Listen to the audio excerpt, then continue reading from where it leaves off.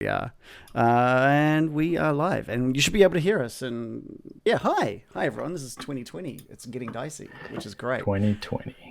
2020. Let's just fix all this layout and stuff. Make sure it's all good. We haven't played for quite a while, so if we mess up, I should say we are going to mess up. Oh, because we're also trying something new. Tonight. As you can tell by the name at the top of the stream, as I'm really messing things up right now. This is the Lightless Beacon. We're trying some Call of Cthulhu out tonight, and none of us have any idea really how to play, other than it's another tabletop RPG. But the rules, oh boy, the rules are so different. But before we get started, there are no rules. The rules are that there are no rules. Also, there's a different face at the bottom left that some of you may have just gone, wait a minute, that's not Reese. Reese isn't here tonight. This is Adam. Say hi, Adam. Hello. Hi. I've said it twice. They won't say hello back unless, well, they probably will actually. They're very nice. We've got a few people watching. Let's talk about them actually. Let's say hello to who we've got watching us at the moment. We've got the usuals, or like first session back for the year, and all the usuals pop up. Jackalope's here, and she's subscribed for 6 months in a row, which is fantastic considering 2 months of that we've done nothing, so that's great. Good use of money. Des Marius is back, which is great. Good use of money. well, let's not. I shouldn't point that out. He's negging them. He's negging the viewers. It's a nice callback. They're more pickup. It's a katana.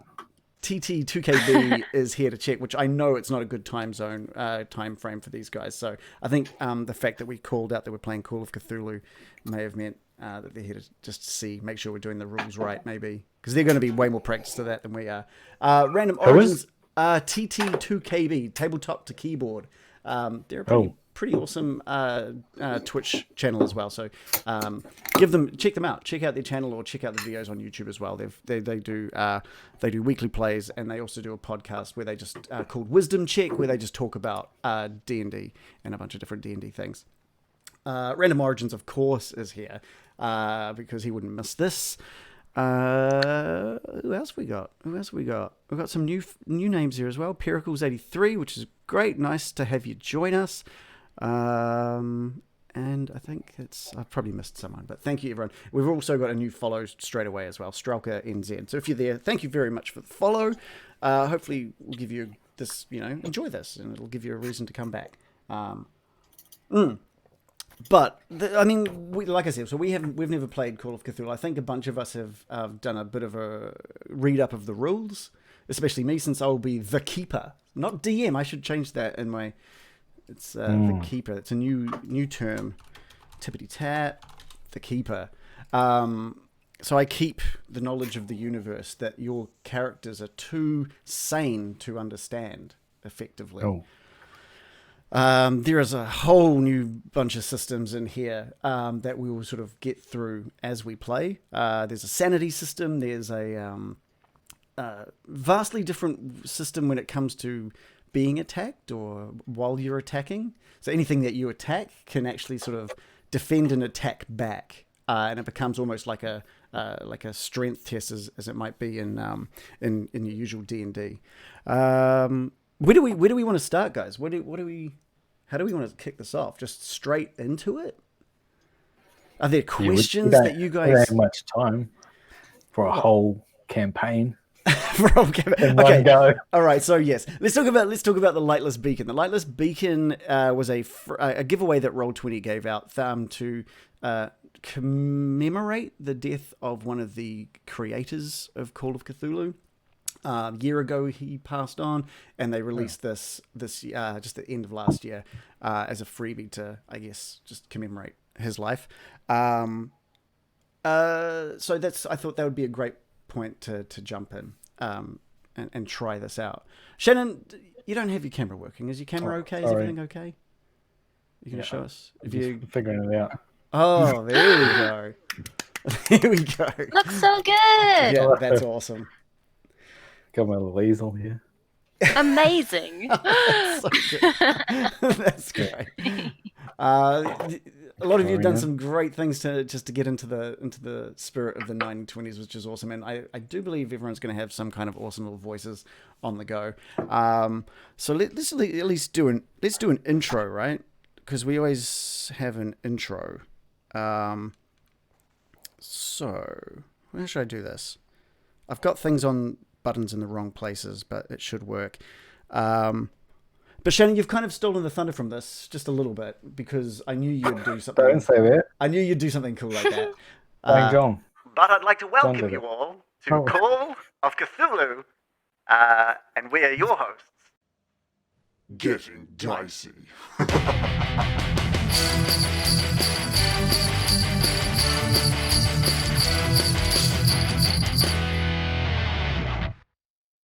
It said Christmas special. It's not the special. I did so much to try and get this right, and So many times. It's special. That's brilliant. Okay. I hope this is a Christmas theme then. Yeah, that's the secret. Yeah, That's the secret. Upset people. No. Just what we all need after a big heavy dose of Christmas. More Christmas. Yeah. Okay, so yeah, Christmas comes earlier every year. what we'll do is we'll sort of just have a quick chat about the big differences between D&D and Call of Cthulhu. So effectively, you guys are all just playing human characters. You're not wizards. You're not knights. You don't have any magical powers for this story. Anyway, I believe there are spells somewhere throughout the Call of Cthulhu gameplay, but I don't believe we'll be seeing any of those tonight. Damage is bad in this game. You don't have a huge amount of hit points. And receiving damage, you don't have magical spells, obviously, to fully cure people. If you are damaged, you regain 1 hit point a day of in-game day. If you do have any sort of first aid kits or medical experience, you can roll to try and heal people, but that again, it takes like an hour of in-game time to heal someone. You have to have the right tools to be able to heal them, and then you only get back like the smallest amount of hit points anyway. So you really don't want to get damaged. If you take more than half of your total HP in one hit, you get what is called a what's it called? Like a mortal wound or a heavy wound or something. And those things, if you get down to 0 HP with a wound, a major wound, I think it's called, then it makes resuscitation much harder as well. So you don't die when you hit 0. The only time that you might die through hit point damage is if you take your maximum HP of damage in one shot. So if you've got maximum of 30 and you take 30 or more, your character is just dead. The only other way that your character really can be taken away from the game is if you just go insane, if your character goes insane. There are 3 different levels of insanity, which we'll go through when we actually start coming across things that might make your character insane. But they vary from having just bouts of madness that last like 1d10 hours. You have indefinite insanity, which is you maintain any sort of bouts of madness and phobias and manias that you might get during that time until the end of the session, or until you can get like a decent rest. I think in some cases, the decent rest is for your temporary. Your indefinite you need to, at the end of a story or a campaign, you need to institutionalize yourself or get medical assistance either. And there's different types of help that you can get that have a varying level of how quickly you can get back on your feet. You could be stuck in, if your character's not a well-off character, if they don't have a lot of money, they might be stuck in public healthcare for months and months until they get better, while you slowly regain your sanity. And the last one is when you, I think your max insanity drops so low that you have just gone completely insane, and you are now no longer a functioning human being. And that's it. Your character's gone. And someone, as Pericles 83 said, yeah, public health care in the 1920s US. So it's not Yikes! the best. It That's might involve extremely haunted territory. some lobotomies and stuff like that, electroshock therapy and all of that kind of stuff. Let's get into setting the scene, I guess, for the Lightless Beacon. And I think this is going to be really stop and start. I think we're going to get to points where where I look at the rules and you guys have question things. But what we're going to do is I'm going to set the scene, and it's going to get your characters to a point where we're going to sort of just introduce yourselves in character to each other, and you can say as much or as little about your character as you want to. You can keep things hidden from people if you want. You only need to really state what you want to state. So don't feel that you just have to read everything that's on your character sheet. And when we get to that as well, we'll sort of go over the character sheet and sort of have a look at the differences there as well. Because shit, there are some differences. Anyway. April 12th, 1926, 8:15 p.m. The Beacon Island Lighthouse of the shore of Folly Point, Massachusetts, ceased to cast its light over the region's dangerous rocky waters about 15 minutes ago. As a result, the SS Essex County, a mixed passenger and cargo vessel on which all of you are traveling to Rockport, has foundered on the rocks and incurred considerable damage to its hull. The ship is sinking, and the crew hurries you towards one of the many small rowboats acting as the ship's lifeboat. As they load you in, they tell you your best bet is to aim for Beacon Island. They doubt you'll make the mainland, as a storm is brewing. You should have just enough time to reach the island before the storm hits. Then, without another word, they shove you off into the dark, churning waters. All you have to guide you is the small light shining at the base of the lighthouse's towering silhouette. So yeah, you guys are all in this lifeboat now, heading towards this light off in the distance from this lighthouse. It's very dark at this point. The waves are just crashing up around that lifeboat, and you are heading towards that. Now is a good time to maybe introduce each of yourselves to each other. You've never met each other before. This occurrence, unfortunately, and there are other lifeboats that are being filled behind you as well as the ship behind you goes down. So let's start with Shannon. Let's have a little talk about your Let's have a little talk about your character. Is he going to introduce himself? Is he going to chat to the people that he finds himself on this boat with? Yeah, I think so. Unfortunately, I made lots of different boat backgrounds. That is a fancy lifeboat. Yeah, I get into the lifeboat. I think you would have noticed some sort of, obviously, a man in his mid-30s, obviously wealthy, but not flamboyantly showing it off right now. But he was attempting to carry a large easel onto the lifeboat, and I suppose one of the staff threw it into the sea. But I've managed to hold on to my sketching book and I'm trying to keep it dry while I see everyone else load themselves onto the lifeboat. Yeah, getting into the lifeboat shortly after you jumped in is a 30-something woman who's dressed up quite nicely. Velma, would you like to introduce yourself to the crew? Yes, darling. Well, I was here for rest and relaxation, and all this has happened. It's a bit of a disgrace, but I must admit it's fairly amusing to have such an adventure. Do you think we're all going to die?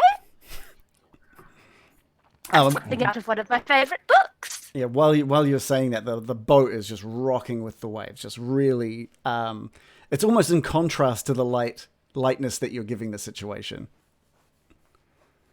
Are you That's a big one. Velma, did you say, do you have any booze? seems to be a little bit tipsy. No. No? Oh no, Joe, are you having issues with audio? Who, me? I can hear you again. Okay, Oh. cool. Tipsy, you say? I am here to relax. I wouldn't expect judgment about it, though. Oh, well, I pull out a little hip flask out of my pocket and have one myself.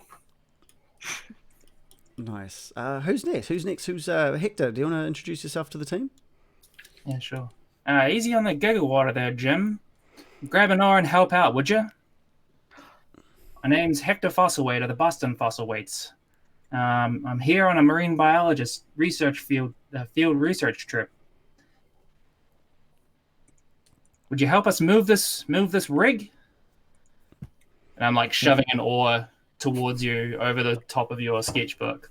Towards me? Yeah. Okay. I'll attempt to stick it into the orb part. I don't know what that's called. I'm not a boatman to do maps. I can tell that. All right. Do I have to roll to stick the oar in the oar hole? We won't get into the rolling quite yet. We'll let the characters. I'll give it a go. Yeah. Oh, cool. Who's up next? Burberry. How do you feel about introducing yourself to the team? Sure, yeah. Burberry Penfold. Pleased to make your acquaintance, unfortunately, under these horrible circumstances. And I'm kind of eyeing up the ridiculous attempt at getting the oar hole. Not that I would know how to do any better. Then I pull out like a pack of cigarettes from inside my breast pocket and try to do that thing where you flick the bottom of the packet. And I do that a couple of times. No cigarette appears. So I eventually just pull it out normally, put a cigarette in, and then just offer cigarettes to the rest of the crew. Cigarette! I was just looking up some 1920s slang, and I've discovered that "butt me" means give me a cigarette. But me. So I'm just going to say "butt me, darling." Sure thing. And I kind of flick you like the packet like that, and this time a cigarette kind of pops out. Thank you kindly. Need a light? Indeed. And he kind of searches for his lighter a little bit, goes through 3 different pockets, and finally holds it out to you. I just want to set the scene that beautiful. What does this fellow look like? Slightly greasy hair, a suit but kind of disheveled, pretty clean shaven, and seems to be a little cagey, not giving away too much. Nice. I do want to just set that scene that the boat is being rocked quite heavily at the moment with these waves. There is a bit of a gale that's been picking up around you as well. That this the sound of the storm that was mentioned to you beforehand, it seems like it could be getting closer, and you do see off in the distance beyond the lighthouse just a couple of flashes of lightning and the illuminating the dark sky and the clouds around it. Norfolk. Yes, so before you see the image, well, the picture that you can see there, the fedora hat, the jacket, Norfolk Brotherton, Norfolk to you. I'm not terribly comfortable in these situations. I'm gripping the boat edge to edge, sitting at the back, like literally not touching a thing, holding on for my dear life, not very comfortable at all. But I'll introduce myself and I'll give a brief, here's my game. I'm into antiques. If you've got something old that you need found, I'll find it for you. If you want to pay me, then I'm more than happy to give it to you and service you that way. I've got furniture hunters, which will find you anything and everything.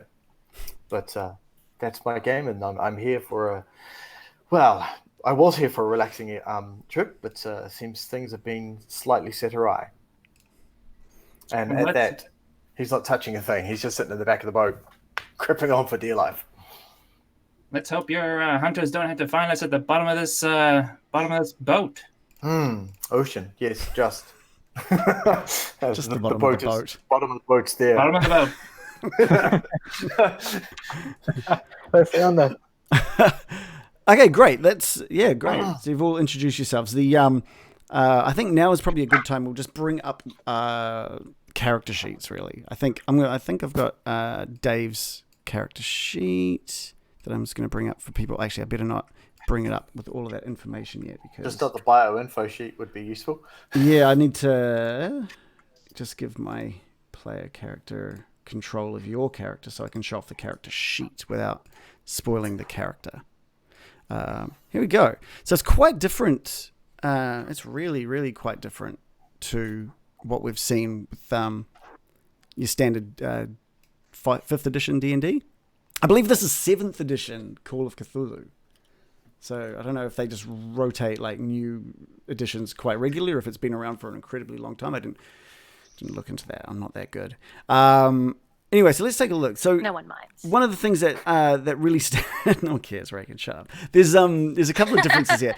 To roll in Call of Cthulhu, you might do a strength check, you might do a dex check, all that same sort of stuff that you might be used to. But you've got a big list of other skills underneath that really get into detail. When you're creating a character in Call of Cthulhu, you pick an occupation.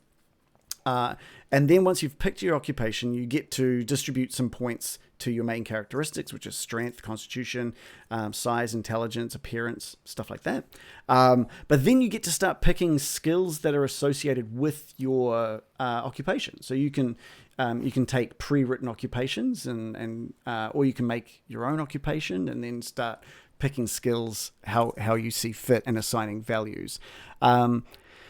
The value system is really weird. You might take a look at Dave. I'll go into detail a little bit about one of your attributes. Your appearance is a 60, which you get halves and fifth values as well. So your appearance is 60, but it's also 30 and it's also 12. And so what that means, the best way to sort of put this is, let's use a strength, for example. That also has its half values and fifth values. Let's say you were going to knock down a door in D&D. As the DM, I might say, it's a pretty easy door to bust down. You roll anything over 5 and you've got it, right? With this, a strength check is determined by the skill value that you've got. So yours is 65. You roll a D100. If you get under 65, it's a success.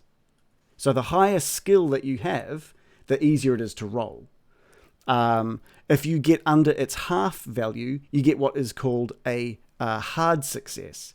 And so that might mean further things occur because of how you did it. A success on smacking open a door might mean, or opening a door might mean it opens loudly, but it's open.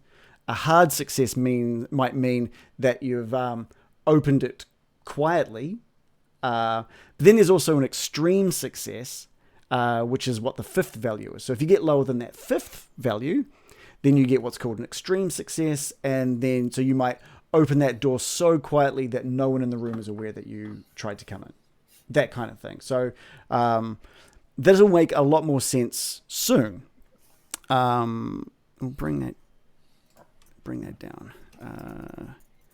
So let's just take... so as you're all... let's chuck on the voice. As you're all introducing yourselves and the waves are crashing down around you, the lighthouse flickers off in the distance beyond you, and the lightning strikes multiple times off in the distance. The rowboat seems to hit something hard in the dark waters splashing up and around you. Twisted metal has become lodged on a nearby sandbank, and while yet more lurks just below the surface. I'm going to need a skill roll from you all. What I'm going to need is it says here ask for a combined know and spot hidden roll. So these are two skills that you've got on your character sheet there. Because we're not using advantage or disadvantage, you'll see that there are purple and green dice next to each skill. Purple is what we'll use if we're ever using advantage or disadvantage, or in the case of Call of Cthulhu, it's called bonus dice or penalty dice. Since we're not going to use any bonuses or penalties at the moment, I just want to get just to push the green button next to no, and we'll do that first. And then is that like no with a K? No with a K. Where? Yeah, where's no? I found spot hidden, I which found is spot hidden. spot So- hidden is a stupid thing to call it. I'm just going to say that right away. Mm-hmm. That's my There's an strong opinion of the explanation for day. it. Where is no? Yeah, I not don't even- know. Yeah, I don't see it now. It If you goes can't that see why no, you're no- failed. No. JJK. Hey, It goes that's jump to interesting. language. So I'm looking here as well for the same things, and I'm not seeing no. Maybe it's not under skills. This is the first boss. This is this. Oh shit! Okay, after this, there's Gave something up. else I need to do as well. But there should be a no somewhere, but it doesn't seem to be. Is there? Shall we just use the spot hidden? What I'll use an intelligence roll for this one. Use the green dice next to intelligence. All right. Let me try JK. Oh dear. Uh oh. Yeah. Mm. Intelligence, you say? Yeah. Oh, it's right at the top. Yeah. Oh, I see. Those are It's a part of your different part. characteristics. Green yeah. one? Yeah. Yeah. Fail. Excellent. I wasn't the only one that failed. Okay, so we're gonna Velma, you kind of let's have a look. The metal that you've noticed, it suggests to you and only you that this may be part of a ship, although you don't really remember recalling any sort of wrecks around here for quite some time. Can I also get a spot hidden from everyone as well? Which is kind of like a perception. Can I use my prior spot hidden Yeah, sure. that I accidentally rolled? Yeah. We can do that. Cool. Let's. Okay, so I don't think the Fail. viewers at home that are watching are seeing this, but you've got. This is where you can see your. Let's go for the bottom one, Hector Fossil weight there. You've got a 60, a 30, and a 12. That's your spot hidden skill value. It's half and it's fifth. So you know that when you roll, if it gets under the first one, it's a success. If it gets under the second one, it's a hard success. If it gets lower than the third one, it's an extreme success. So we'll go with you, Hector, with your extreme success there. You sort of note, you take a look at this metal that's hooked onto the ship, and you, judging by the relatively small number of barnacles that you're seeing on it, and just the general lack of deterioration, it doesn't seem to you that you've been here for very long. How did you go with that spot hidden, Velma? Oh, you did How one. did I go with it? You got a success earlier as well, so we'll use That's a that very one. good question. So yeah, so I've rolled an extreme and no, I've rolled a success on spot hidden and an Okay. extreme on the intelligence roll. okay, cool. So you Extreme success. yeah, so you seem very aware as well with Hector that this doesn't look like this this boat or whatever. To you, you're pretty certain it's a part of a ship. It doesn't look like it's been there for very long at all. Oh my. But it is stopping. It is dug into the edge of the boat at the moment, really kind of hooked on. It's stopping you from progressing. Are we still being rocked around by these waves? Yeah, the waves are still rocking you, but it's it seems to be the pivot point of that boat seems to be at the point where the metal has attached itself to the rowboat. Can I see anything off the metal, like a rope or a chain or? No, it just seems to be one giant piece of the ship. Of a ship. What do you think, Velma? I don't think Joe's able to hear much at the moment. Can anybody see what we're stuck on? There appears to be some sort of metal attached to this ship here. I wonder if Yes, darlings, we're stuck. We're stuck. We must free ourselves immediately. Oh, I'm going to try and, hearing that, I'm going to try and wiggle the oar in the oar hole to bash it against the metal and try and push us away from the Okay. we're wedged on. Now, does anyone have the pilot boat skill? Oh, Yes, I do. Fabry does. I believe I do, yes. Yes, All right. there's a couple of boaters. yes. I need someone. Let's have a look. Wait, where, need is that? some- Where would you find that? It's in the random skills under Oh, track. like other skills or?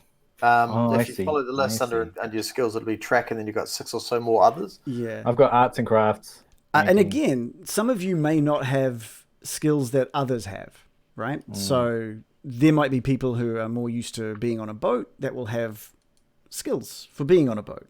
So I need, if you're wanting to loosen yourself from the boat, someone with the pilot boat skill is going to need to try and dislodge this. Okay. I'm happy to give it a go. Give me that oar.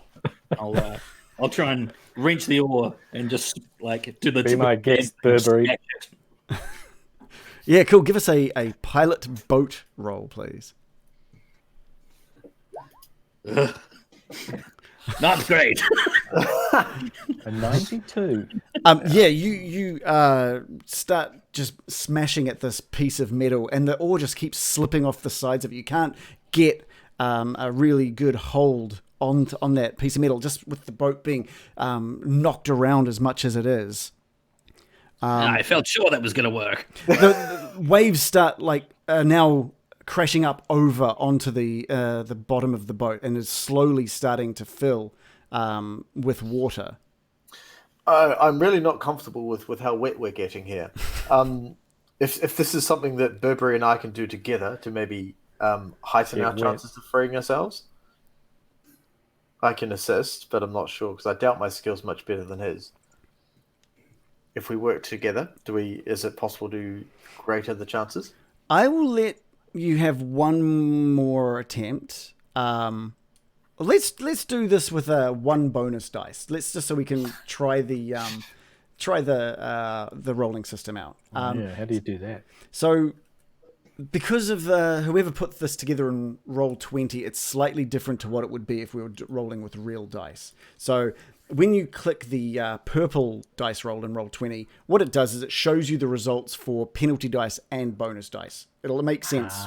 It'll make sense when it pops up. So Dave, you sort of rush over to Burberry's side, and with your sort of strength, try and help him just push it onto this. Yes, and potentially just sort of drive the boat around there, the back end around the front end, so it sort of frees us from what we're stuck on. What I will say is that if you fail, this is another part of Call of Cthulhu that I do like.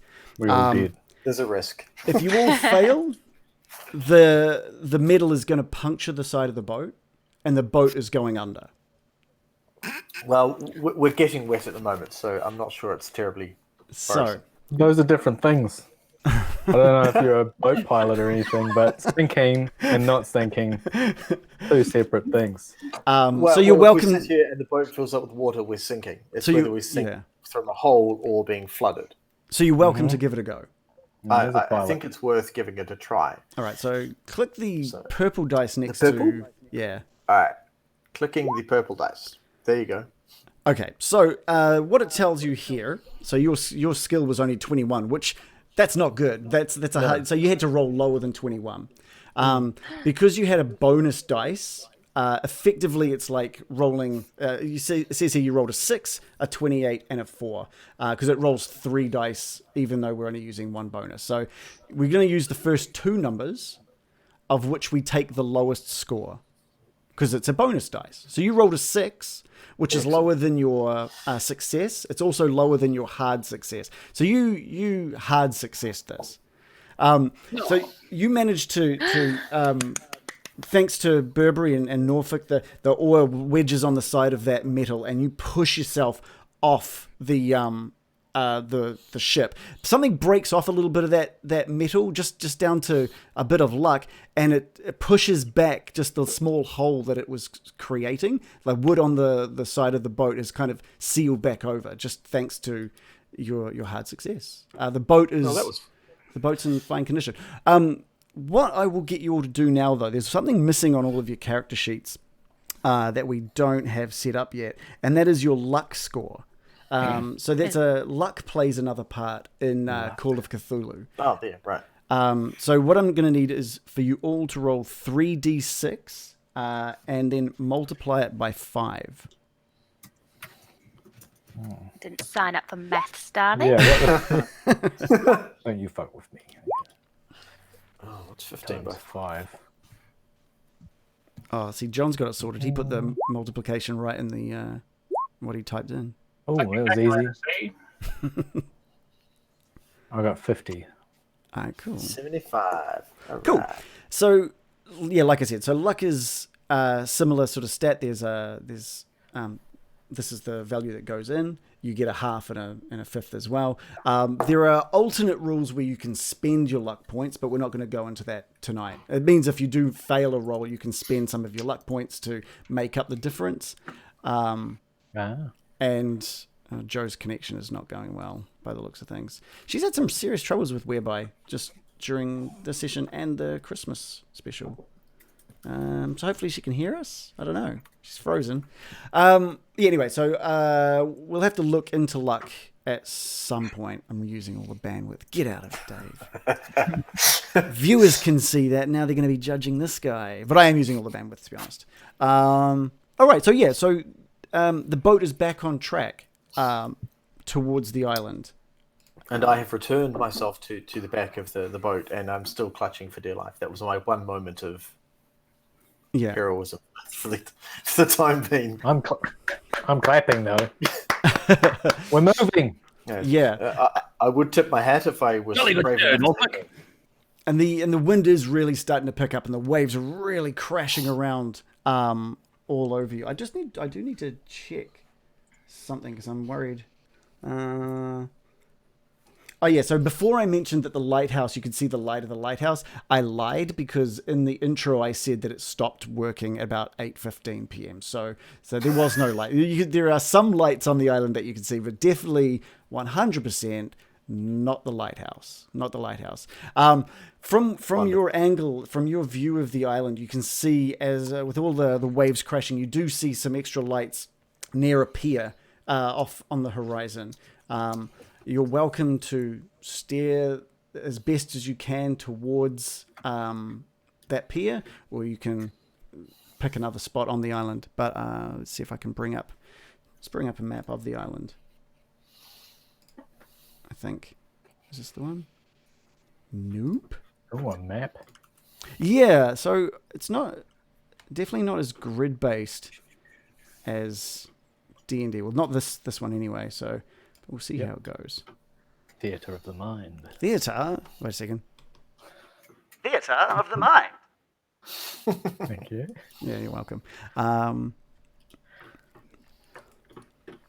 So, as you can see on the left-hand side, this was sort of the distance between Beacon Island and the mainland. So you were heading towards Beacon Island from the north. The boat was meant to be taking you past Beacon Island and into the mainland of Rockport. So the boat has gone down sort of north of Beacon Island, and you are heading towards Beacon Island from the north, of which you can see ahead of you a few lights near a pier, and it's getting closer and closer. I say that that pier looks right ducky right now. I second that. I've heard that. No. All right, so after a good deal of splashing about with the waves crashing over you and the oars, just really kicking up as much as water as you can to get there, you all find yourself at land, cold, wet, a bit battered by the rocking of the boat, and a little bruised by the ordeal. Let's bring it.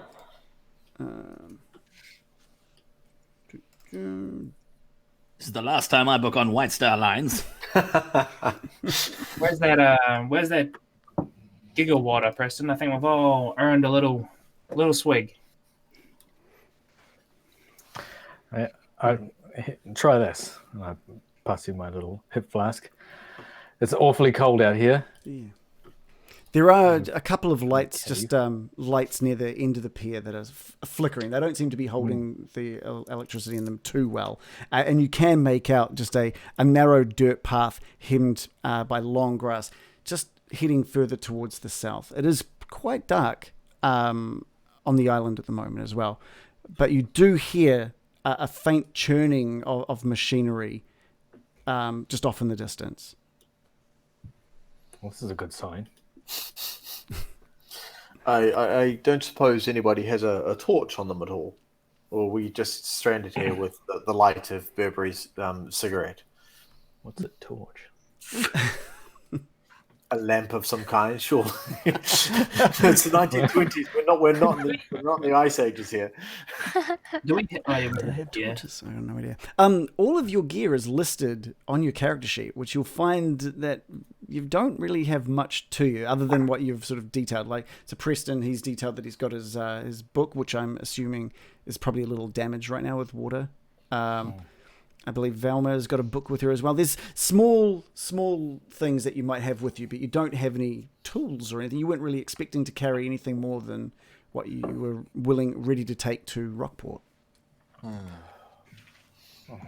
Any kind of weapon, though, if you're asking about weapons, that would be listed on your character sheet already. Yeah. Why on earth would we need weapons? Exactly. And you'll find most of you have basically nothing but your fists.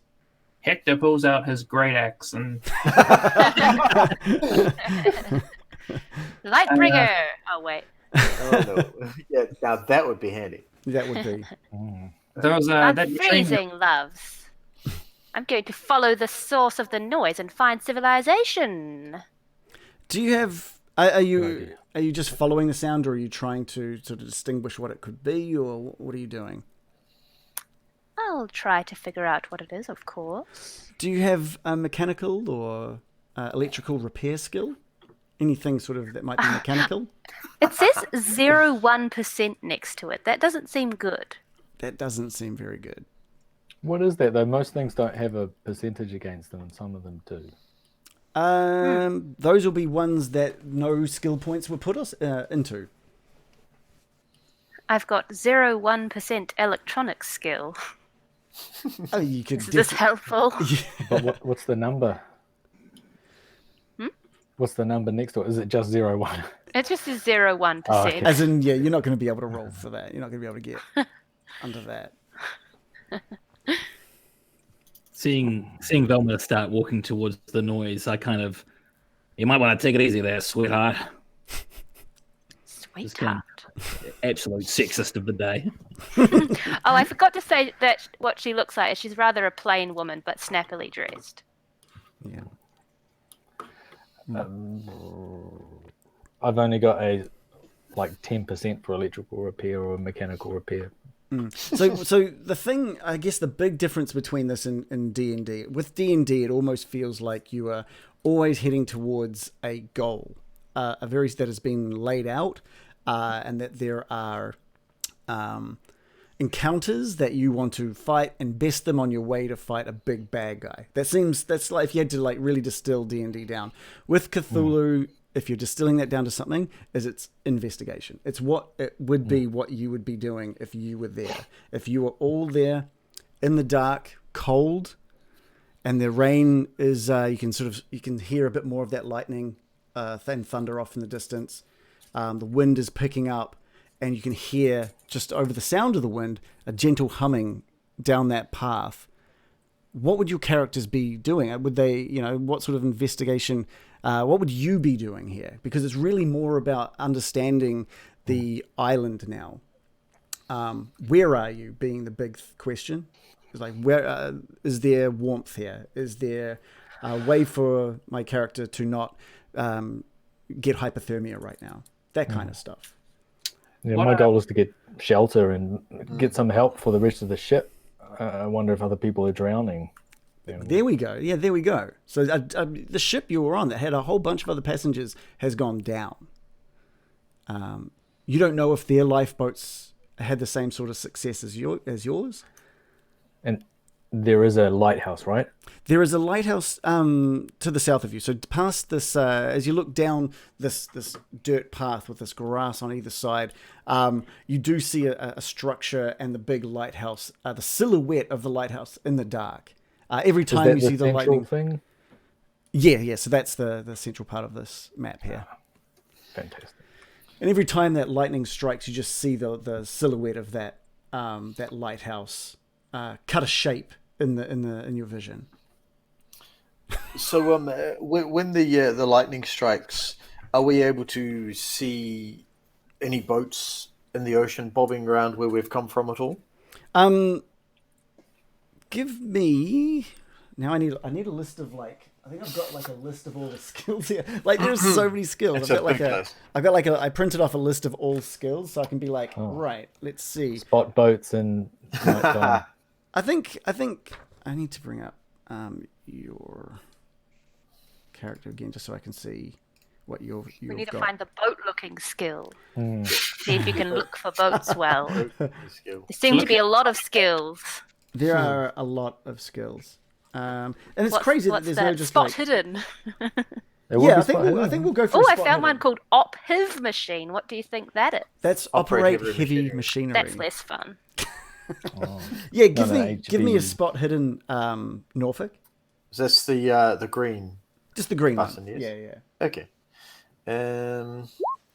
Oh god, I failed. Yeah, so you take a Failed quick look around, and you don't see anything other than the every time that the lightning strikes, the crests of the waves just flash back at you, and you just see you can't really make out. It's not really there long enough for you to spot any shapes or anything. And where you thought that boat was, that was sinking. There's nothing there now. You don't know if you're looking in the right direction or if the boat is fully gone.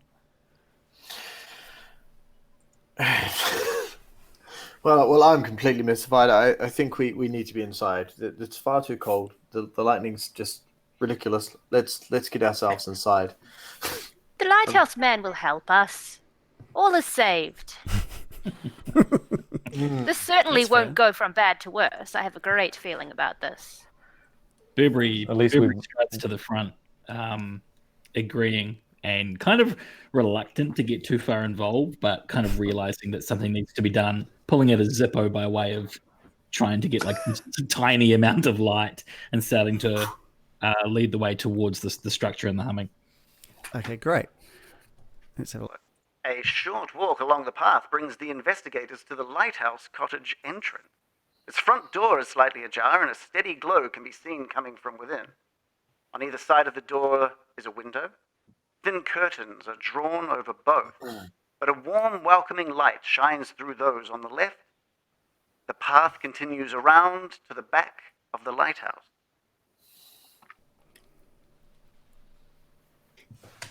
Right. And you can still hear that that gentle humming. It is a little bit louder now that you're closer to this cottage. There's like a humming. Should we knock or do we just enter? It's an emergency. Yeah, I I'm think going this to run warrants right entering. in. Yeah, get on in. It's a lighthouse. Okay, let's have a quick look here.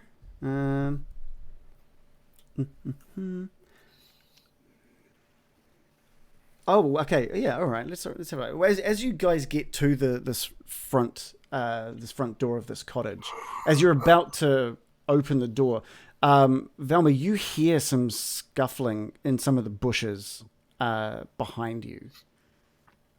And then, Preston, you hear them on your left in some of the bushes as well. There seems to be something in the bushes behind all of you. Well, I'm going to spin around and see if I can spot what it is. Give me a Spot give me hidden. is that? spot hidden. Yeah, Spot let's hidden, do it. spot Let's do a hidden. spot hidden. Here we go. Best I'm gonna skill. spot whatever is hidden. A hard success. That's a hard Rolled success. a- Okay, A great. 13. You turn around, but it's too dark to really see anything more than some of the bushes. There's a little bit of movement in the bushes. You're not sure really if it's just the wind pushing them at this point. But at the same point, you notice in the path beneath you and behind you, the one that's heading further south past this cottage, that you have noticed some muddy animal-like footprints in front of that main cottage door. Animal-like. Animal-like. Hold on. Animal-like. Yeah, Is it animal or like an animal? it's like an animal. So much for a hard success. Beneath the footprint, so there looks to be multiple layers of footprints on this path as well. Now that you take a closer look, you've got on the surface the kind of these animal-like prints, and underneath those looks to be like human footprints as well. So there's sort of kind of multiple human-like. there's a very distinct boot print. A boot, okay. Yeah, and they're partially obscured by these other prints that have run across as well. So it doesn't look like a horse or is that a big footprints or little footprints? Are you ready for another skill check here, Preston? Oh, is it like spot horse print? Spot horse. Give me a spot horse, 10%. please. Now, do you have like a natural world or like a science, like a Natural biology or world. zoology skill? I have natural world, yeah, and I thought I was good at something. If you've got biology or zoology, Biology doesn't seem to show up. Zoology, there is none. is there a science? I've got natural world. You need a zoologist or a biologist? What's that? Sorry. Yes. Oh yeah, I mean, like Hector, you've noticed Preston Yeah. looking down at these I tracks might as yell well out. now. What the, those look like animal-like footprints. Does anyone know what kind of animal that would be like? I clap a hand on Preston's shoulder and I say, "You in need of a friendly marine biologist there, champ? Yes, if there was a fish up here. I know a lot about the natural world as well. Land-based Okay. and marine." Yes, that would be very. Yeah. What do you think that is? I So- heard it just walk past so right now. zoology? Yeah, either biology or zoology or. I've got a natural world. Yeah, I mean, you guys can if you guys can fight over But who my you think. natural world is 50. What your natural world? Yeah, I've got a 60. Okay, good. I think yeah, Zoology. we'll go with Hector. Give us either a natural world or a biology or zoology. Oh, wow. I got a success. He's rolled a success. You take a look, and they seem. Shannon's going to love this as well. They seem duck-like in nature. You look at It's them. almost aquatic. Yeah, you look at them, and you're like, you're pretty certain these are just duck prints. There's something that may not be a duck you know of, but you're pretty certain they're duck. Duck-like. They Yeah. look like like ducks, duck prints, and I don't mean ducky. Just a rules thing. When I've got I've got a 50 for natural world, and then it's got after a natural world it says 10%. What's that 10% thing? You know what that is? That is to do with how the points are given when you're creating a character. So we don't need to worry about that sort Okay. of thing. All So right. when It's you like your base number, isn't it? For if your particular occupation for your That's- character. Like, so when you choose your occupation and you decide what skills your occupation is going to have, you get to assign a 70 to like one skill, then you get to assign 2 60s to another skill, and so on. And it uses those to populate by percentage the rest, I believe. Gotcha. Yeah. Sorry for that aside. No. It's all about we're all learning the rules here. These are pretty full on. There's a read lips skill here. I just noticed as well. So I just Well, that's thought, good. Read lips. Read my lips. So yeah, Read my lips. as you all, here we go. We'll do this. As you examine the footprint, the ocean grows rougher as the storm the sailors warned you of begins to roll through. Rain begins to patter down from the sky. If the footprints aren't followed soon, they may be lost forever, as the rain will make tracking impossible. Burberry kind of comes out and sees the dissection of these duck-like footprints that Hector's done. You want to quit clowning around here, Dr. Fish? I agree. We're looking for people, not ducks. Let's go find someone. Yeah, That let's seemed get out of this rain. It's awful out here, darling.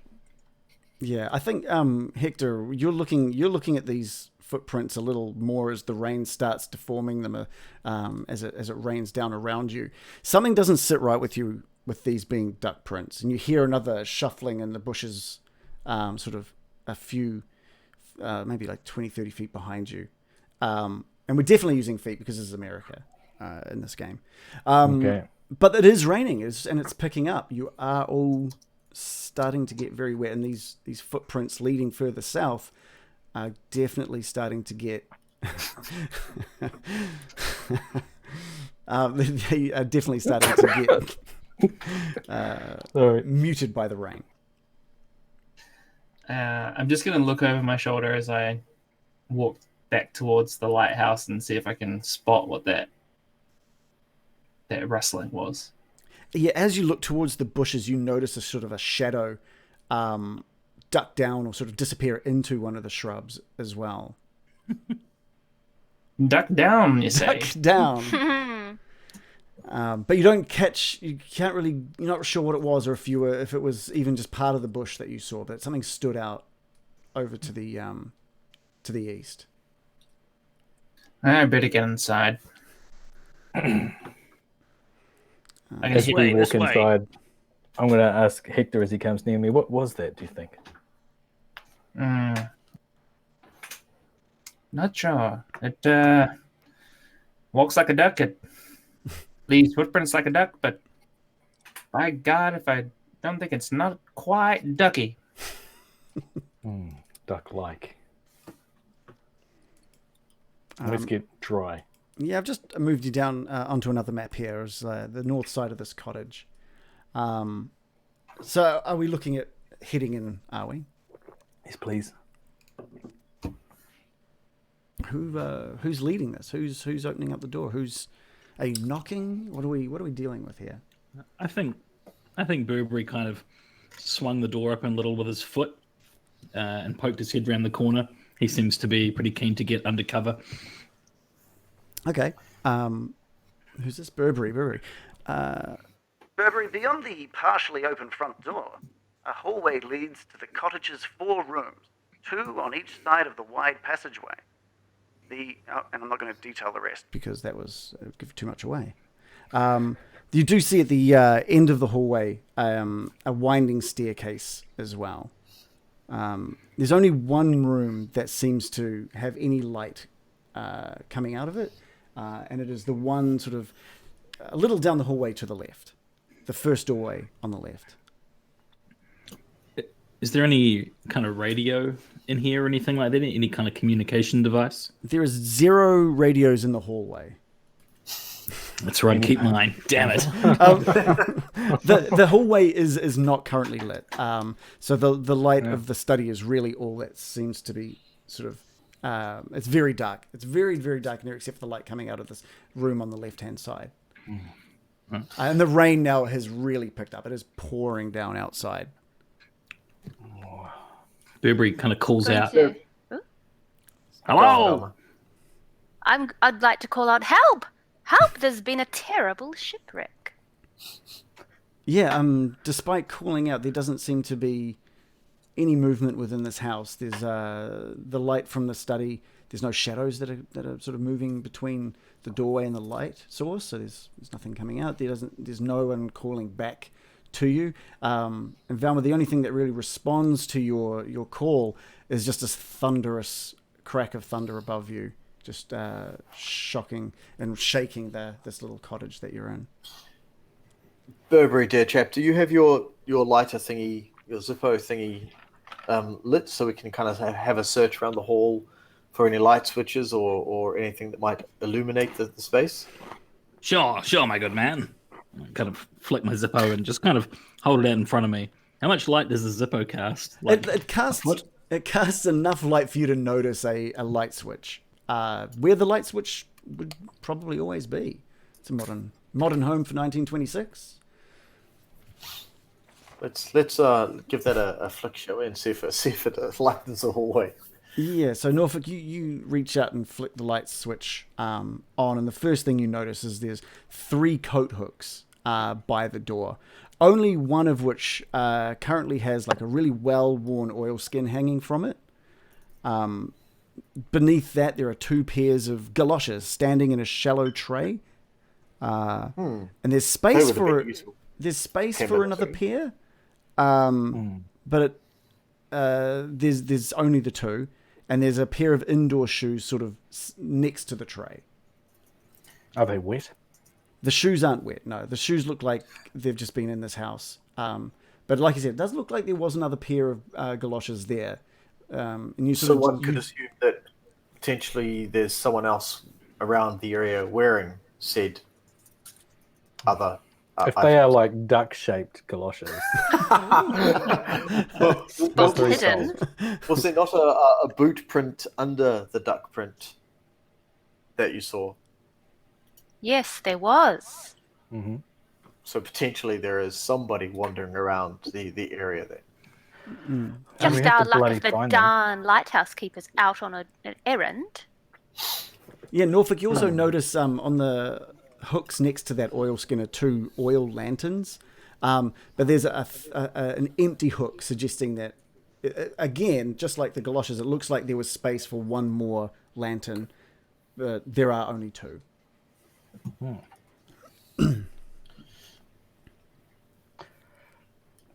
I We think gotta I find might. this person. Yeah, I might just take one of these lanterns, just in case we need to go outside at some point. Yeah, sounds good. Feel free to add that to your character sheet as well. That was going to be something that I need to figure out how to do. Oh wait, I can do that down here. Oil lantern, you say? Got it. Awesome. Before we do, can I check that it's actually got oil in it somehow to make sure that I'm not just carrying around a useless piece of tin? Yeah, it looks to be sort of half full, but there is like an oilskin hanging next to it as well that seems to be full. So you're welcome to top up if you felt the need. I might just take the oil skin if that's permitted. Yeah, totally. Excellent. Now, again, you don't, because this isn't fantasy, you're not going to be able to just carry a whole bunch of stuff with you. So you really do have, you didn't just put that into a bag and then chuck the oilskin in a bag. You're holding in your hands. No, I assume I'm trying to put this oilskin in a pocket somewhere in my vest. Okay. Potentially. But I am carrying now a lantern that is unlit.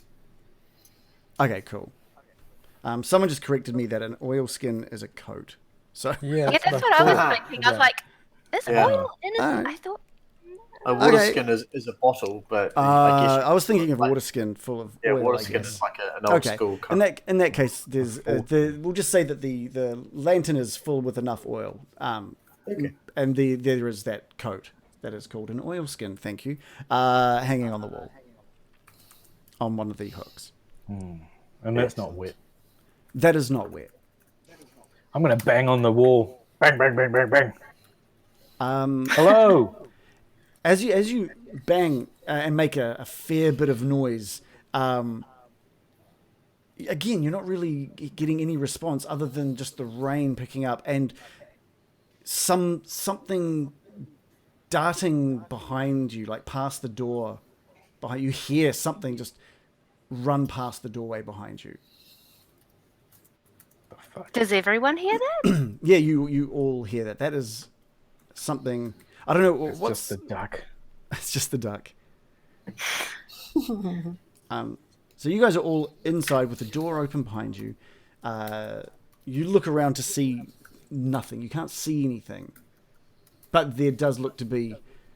I don't know. You're not sure if there are more or less tracks than before, and the rain is really starting to mess things up out there in the mud. Can we still hear the machinery?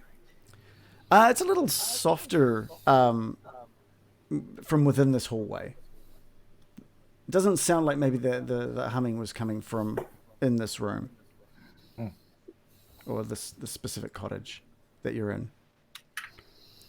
Is the door to is it the door sort of labelled? You said there was a light coming from like an office or something. Just on the left there, just the first door on your left. So you're looking down the hallway on your left. On the map, it's the top on the right. And is that door to that room open? Yes, it is currently open a little. Okay. Burberry's just going to kind of stroll up and kind of peer through the gap, not touch anything, but just see what he can see. Okay, well, let's uncover that room a little bit.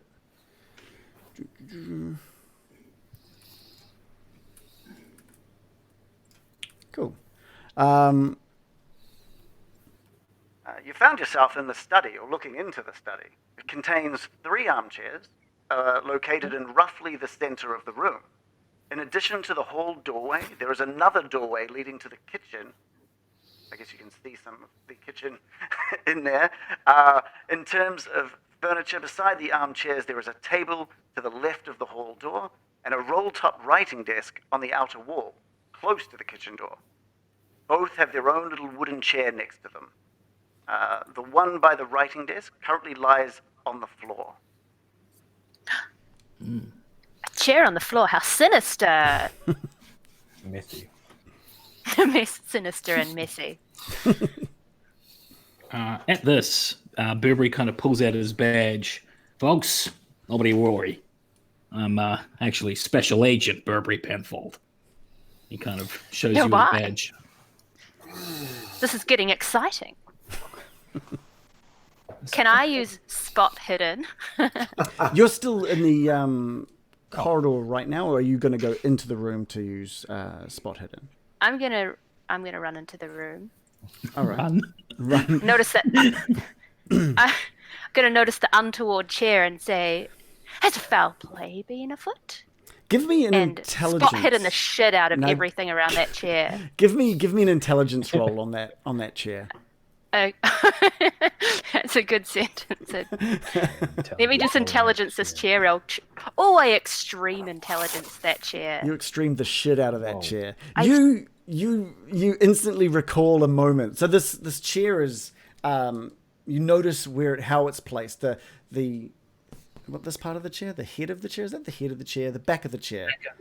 Yeah, it is perfectly flat on its back. It looks like someone just got up in a hurry from the desk, knocking the chair back.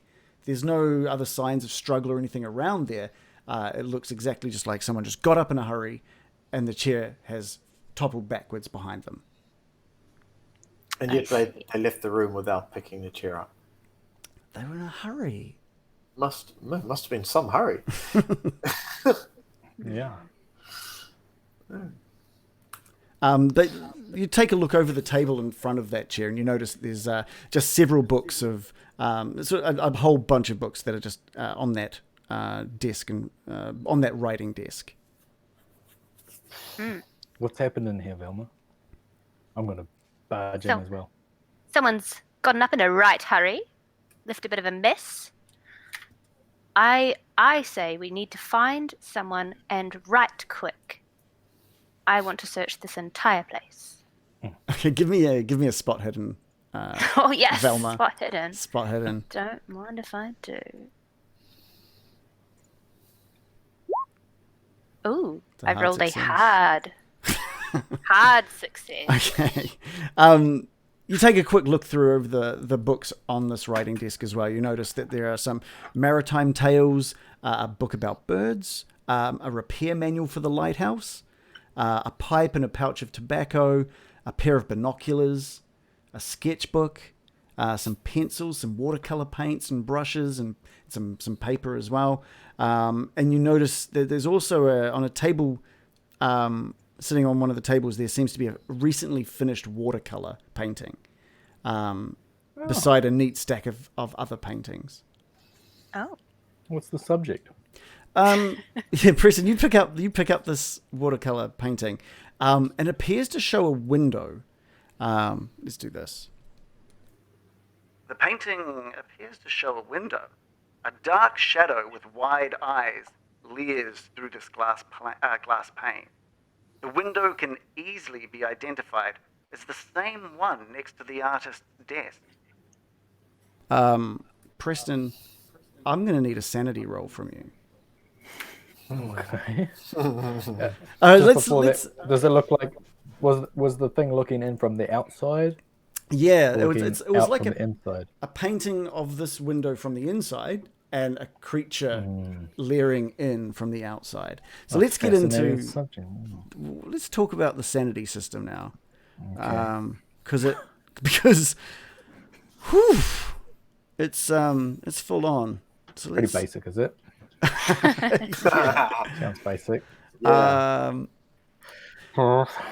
So what we're going to need to do I've got a 48, a 60, and a 99 on my sanity. I don't know what. And then a 60. I think you need to roll a D100. Well, there's a thing next to it. There's a purple one and a green one next to sanity. Oh, give me the green, please. Okay. And that'll roll a D100 for your sanity. Bloop. I got a hard success by rolling a 24.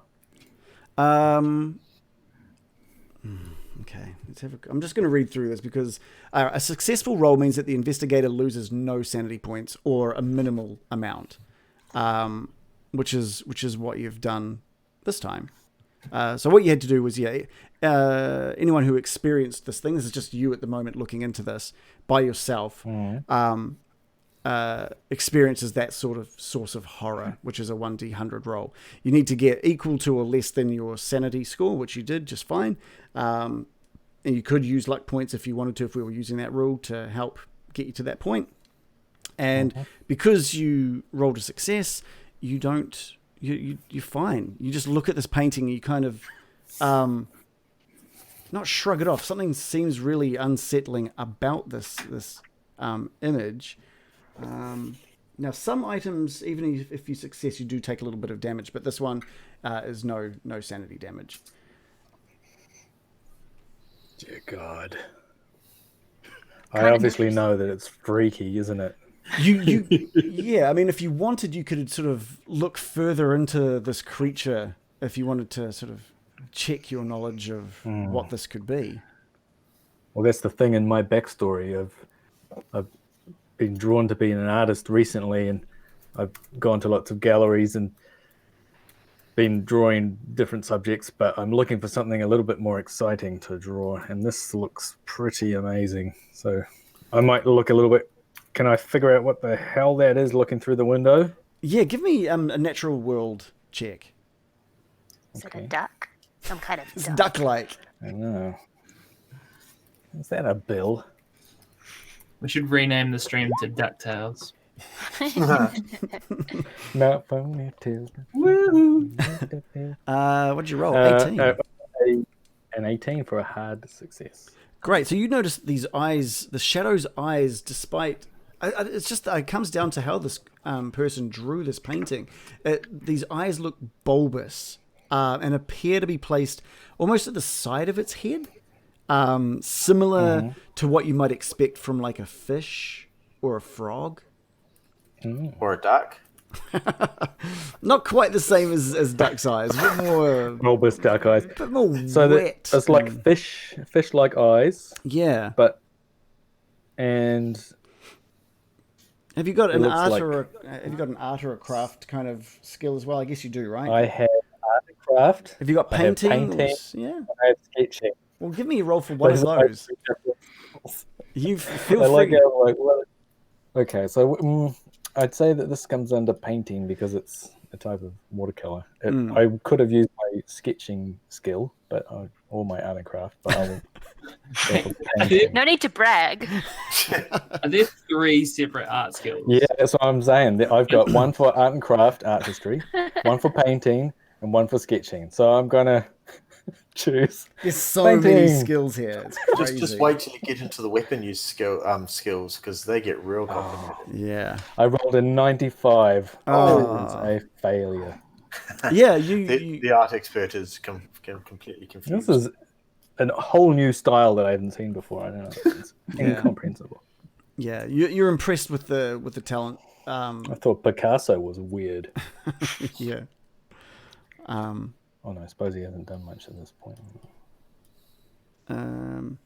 Yeah, so you sort of take in the artistic styling, and it looks quite similar to some of the other images because there's a stack of paintings next to it as well, and you kind of compare them, and they seem quite similar in style. They all seem to be watercolored. Okay, I'm going to close the. I guess it's a book, and or is This- it on separate sheets? I'm just going to tuck it under something. Tuck it under. Never mind. Okay. Tuck it under something, a more innocuous picture. Yeah. Okay. Cool. Yeah. So the rain is still pouring down. There's still a few things left in this room. Velma. like to take the binoculars. They seem like they could be helpful in a pinch. Yeah, you can take those. I can detail what's in this room again if anyone wants a reminder for what's in this room. But Velma, you slide the binoculars into your purse, or do you have some sort of bag on you? I'm just going to hold them. Okay. I'm ready for action. I'm ready for excitement. Hector. I'm just a bit nervous about the stuff that's been darting around outside, and I wasn't born in a barn, so I'm going to close the front door. Okay, yeah, Hector, you slowly... you've been in the hallway, I guess, this whole time as Velma's run into this room and Preston's sort of darted in to take a look at what was in there art-wise. You've sort of just been taking in the hallway a bit more, and you think of that thing that darted around behind you, and you just reach out into behind you and push that door closed. The sound of the rain muffling a little more now. Did you say earlier that there was a key, like a key ring thing that was missing? There were some hooks next to the door. There were a couple of lanterns, one of which Norfolk took, and it looked like a spare hook next to that possibly has the room to hold another lantern, but it was spare. It was empty, I should say. Okay. In that case, I'm going to leave the door unlocked. Okay. I mean, there looks to be some sort of locking mechanism on the door if you wanted to lock the door. Yeah, no, that's fine. I'll leave it. Okay. I'm just thinking about whoever's gone out into there, coming back and finding their lighthouse locked. Probably not great. Yeah, that's fair enough. Especially if there's a bunch of strangers in there. Yeah, no, that's fair. Can you, as you turn around, I just want to get a spot hidden from you as well, Hector. Of course. That is a fail. I rolled an 87 on a value of 60. Yeah, great. You turn around, nothing really seems out of the norm, and you just make your way into the... If that's where you're heading. Are you heading to the study, or are you wanting to investigate elsewhere? You do notice the other doors in this hallway as well. I'll go with the rest of the group. Mm-hmm. I'm interested in Burberry. You're an agent? I'm an agent. Yeah, I work for the Bureau. The Bureau? The Bureau. I didn't never said the Federal Bureau, so don't be putting ideas in your head. Oh, I see. Good man to have around in a situation like this. Yeah, don't get used to it, pal. I hope not to. Shall we continue? I'll gesture towards the kitchen. Yes, Preston. While you're closing the door, who's closest to me in this room while I'm looking at the picture? I'm sure that would be me. I'm just gonna speak to Velma, just a little, sounding a little bit disturbed, and just say I've just looked at a really weird picture. This might sound crazy, but you know how we've been hearing these sounds outside. The picture showed something very strange out in the dark beyond the window. So I don't know if it's Velma, just an insane hearing this, subject of a yeah, Velma, hearing the words coming out of Preston, you're hearing the serious tone in his voice, and you start feeling a little bit of dread within. Can I get a sanity roll from you, please? But of course. It's like something out of one of my books, darling. Rolled a success, I believe. Okay. Right. Okay, perfect. 60. Yeah, no, that's great. So yeah, you're feeling that dread, but you're captivated by his words, and you are remembering some of this weird stuff from the fiction you've been reading. Now I'll keep my eyes peeled for bug-eyed freaks. It could just be some fanciful imaginings of a lonely lighthouse keeper. But I found it very odd. Yeah, and this is Anyway, when she'll go to the kitchen. Velma, you notice the stack of paintings next to Preston as well now.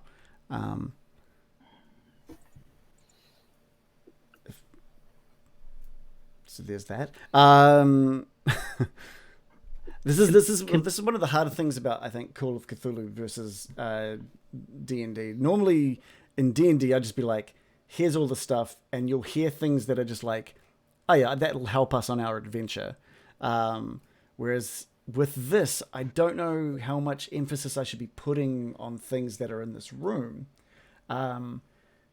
Because I guess the expectation for people that have played a lot of Call of Cthulhu is that you investigate the shit out of everything. You try and figure out, get as much info in as possible. Burberry. Can I just kind of glance down the spines of these books that are stacked up to see if any of them pique my interest? Yeah, you don't recognize many of the names of any of these books. They seem to be non-fiction. They all seem to be non-fiction. Tales of Maritime Disasters, volumes 1 through 7. Strangely, there might be more, but he's got the first 7 volumes.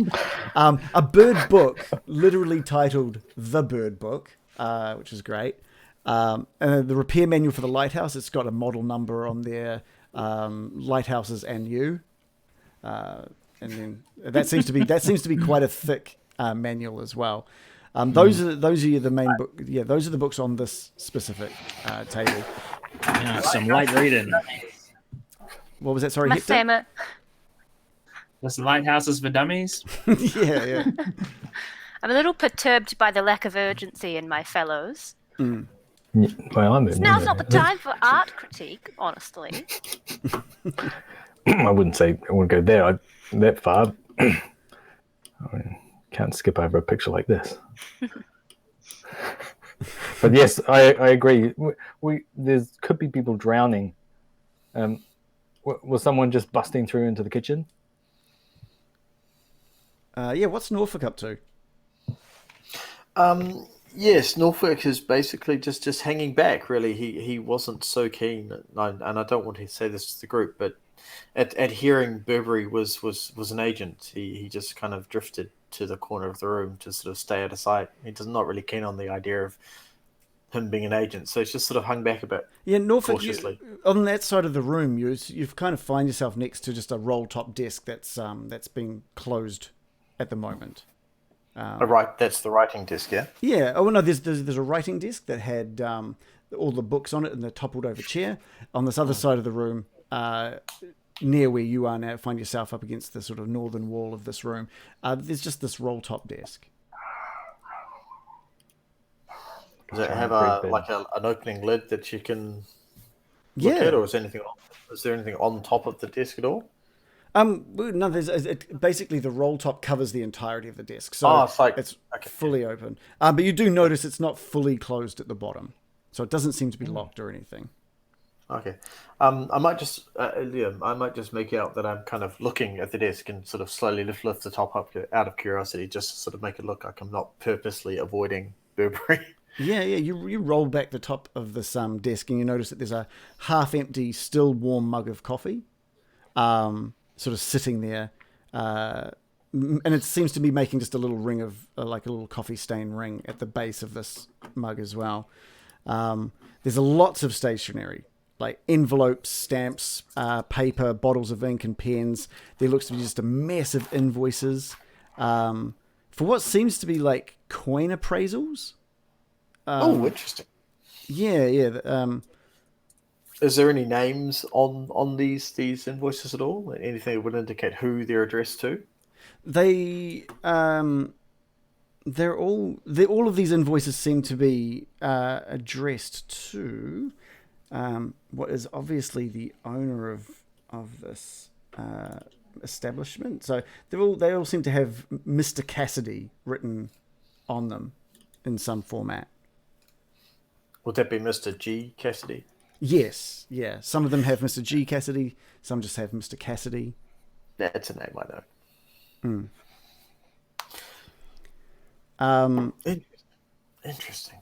Yeah. I'm just trying to see. Can I just grab one of the receipts and just see what he's been getting appraised? Like, is there an inventory as to what he's had appraised recently? Give me what is this one? This is a Receipts. a receipts roll. It's called a library use roll. Oh, yes. So that there would be an L somewhere. Yeah. Do you have that one? Excellent. I do. It's the green button. Yeah, please. Excellent. I rolled a 37, which is a success. Yeah, so you notice that there's just a bunch of coin appraisals. They all seem to be from different Rockport antique stores. The quotes range from $2 to $5, and they all seem to be dated to late February 1926. Under a large coin catalog of several letters, you find further sort of letters amongst all of this. There's a large coin catalog that you find on this desk as well. And there's a bunch of further letters, each beginning with "Dear Mr. Cassidy," followed by some sort of apology explaining that they're unable to determine where these coins have come from, like what the origin could be. But all of the letters state they're keen to see like an actual sample so that they can carry out a proper, thorough analysis. The first of these letters is dated March 8th, 1926, while the latest is dated April 2nd, 1926. So it's only a couple of months old. Recent. They're all very, very recent. The last one is from a Miss Anna Tilton of the Newburyport Society, and it reads, "Thank you for your letter dated February 28th of this year. I do indeed recognize the coin you described, or at least I recognize the style of decoration, for we have a piece of similar origin here in our museum in Newburyport. As a result, I suspect your coin hails from nearby Innsmouth, and only the locals of that benighted town could tell you its true worth, to them at least. However, if you value your immortal soul, I strongly caution you against contacting any denizens of that place. No good ever came from dealing with Innsmouth. Instead, the Newburyport Society would be glad to purchase any coins you may have from you at the market value, once their authenticity has been confirmed. If you would care to make arrangements to visit me here at the Society's museum at your earliest convenience, then I can arrange to have our appraiser examine the coins, whereupon we can agree to a fair price for the sale. Again, Mr. Cassidy, I urge you most strongly not to approach anyone in Innsmouth about your find. It really is for the best of all concerned. Yours sincerely, Miss Pinner Tilton." I might just keep that letter. I'm just going to fold that letter up and put that into my breast pocket, just because that seems quite weird. Yeah. Sorry, is you want to? Nope. Okay. So they also notice in this drawer that there's a couple of drawers. The left one's open, but there seems to be a key that's been snapped off in the lock. The drawer on investigation holds an empty wooden box with green velvet lining, and it looks like it would have it was shaped specifically to hold a revolver of some sort. Mm-hmm. So I'm just going to grab the box, and I'm just going to sort of excuse me, people. It seems there was a revolver here that may be now in the possession of somebody who could well be wandering around the grounds. We might best be to take some caution, I think. You notice that there are, as you sort of spin around, there's a sort of knocking within that box as well. And you take another look and notice there's sort of 6 bullets, just spare bullets, just lying in that drawer. He might not have a lot of ammunition with him, as there are 6 here. So he might just have 6 shots, which is clearly more than enough to dispatch of ourselves. That's a horrific thought. I thought whoever's here is surely going to help us. I mean, a lighthouse keeper. It's kind of what they do, isn't it? Help people in shipwrecks and whatnot. We are intruding on his property. He may not ask questions. It's an emergency. A ship's gone down. It's his fucking job. Yeah, you do all remember that the lighthouse light wasn't even on. It disappeared, which was effectively the cause of that ship sinking. The whole point of a lighthouse seems to have been failed at this point. Drunken asshole.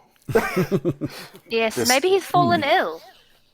I was thinking something more sinister. Keep running through the house like a madwoman, frankly. Don't Yeah, think you let's find understand the gravity of the situation, everybody. Darlings, we might die if we're not careful. As an agent, Burberry, you must be armed yourself, surely. Well, that's very forward of you, but let's just say I'm packing heat. Oh, he's packing. I won't ask what size, but that is sure somewhat. Ample, I assure you.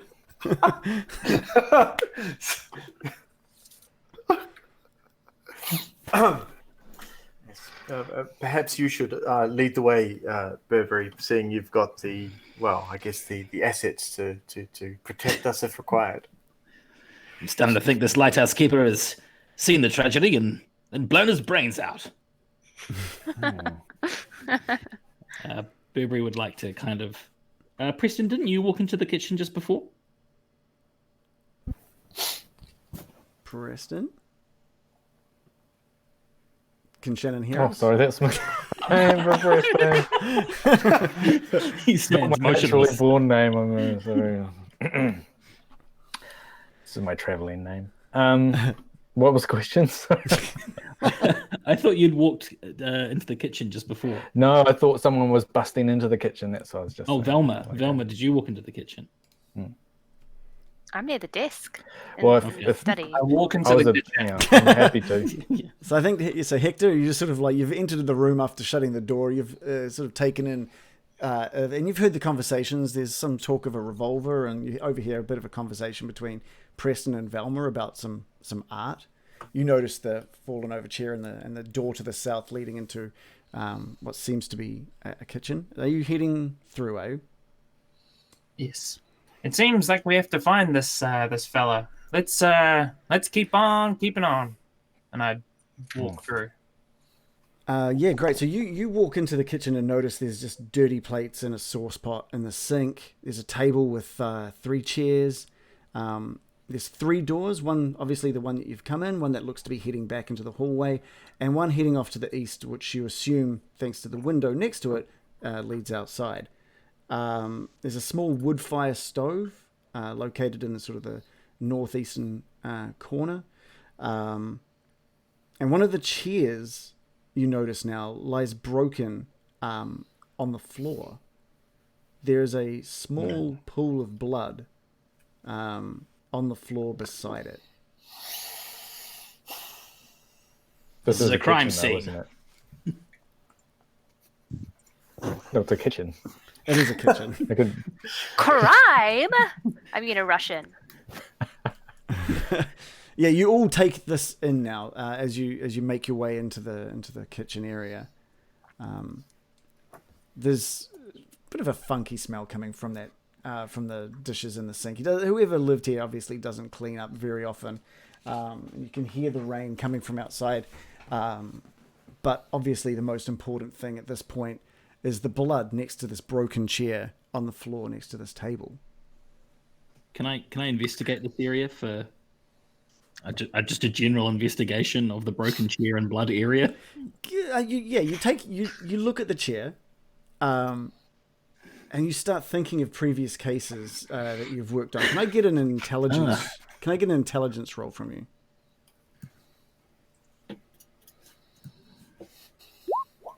Oh, the case of the broken chair. You piece something together. It seems obvious now, but the broken chair, the blood, this chair's been used as a weapon. Oh. My God. If I'm not mistaken, this chair's been used to clobber someone. Some poor soul.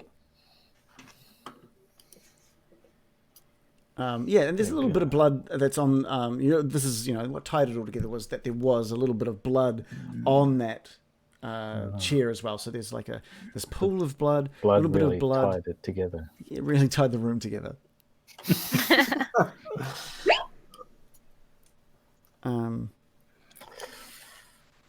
Now, you're no stranger to Jesus. blood, Velma? Indeed, I'm not. But I'm not usually encountering it in the wild like this, am Sorry, I, darling? that sounded like a really gross... Oh, don't even! Sorry.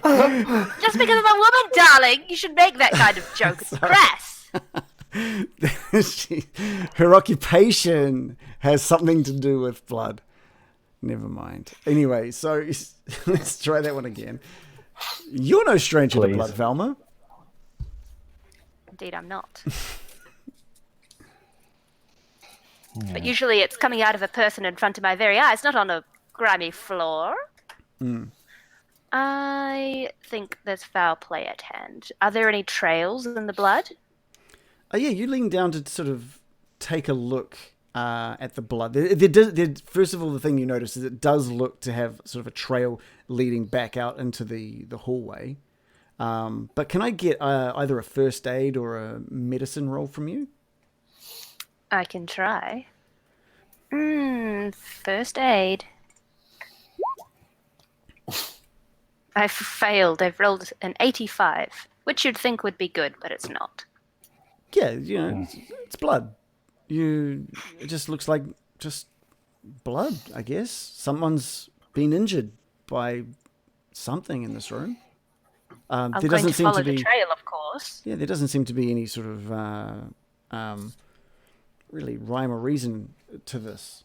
Or, like I said, you can see that the blood leads out of the room.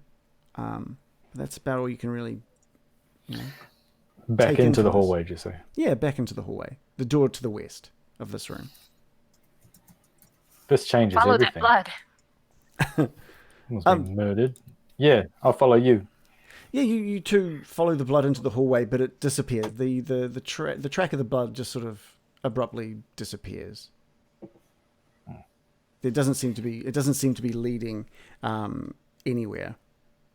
It just sort of stops in the middle of this hallway. Damn. Odd. Actually, sorry. Let's. Does make me a little bit nervous. Spot Could be hidden. a Spot murder hidden. around. Yeah, give us a spot hidden in this hallway. Now that you're back in this hallway. I've immediately failed with a roll of 98, which again you'd think would be good, but it's not. It's the other way around. It's the other way around But in I'm Call sure- of Cthulhu. Preston will help. Yeah, Preston, can you give us Yeah. a spot hidden as well? Spot blood. Okay. Yeah.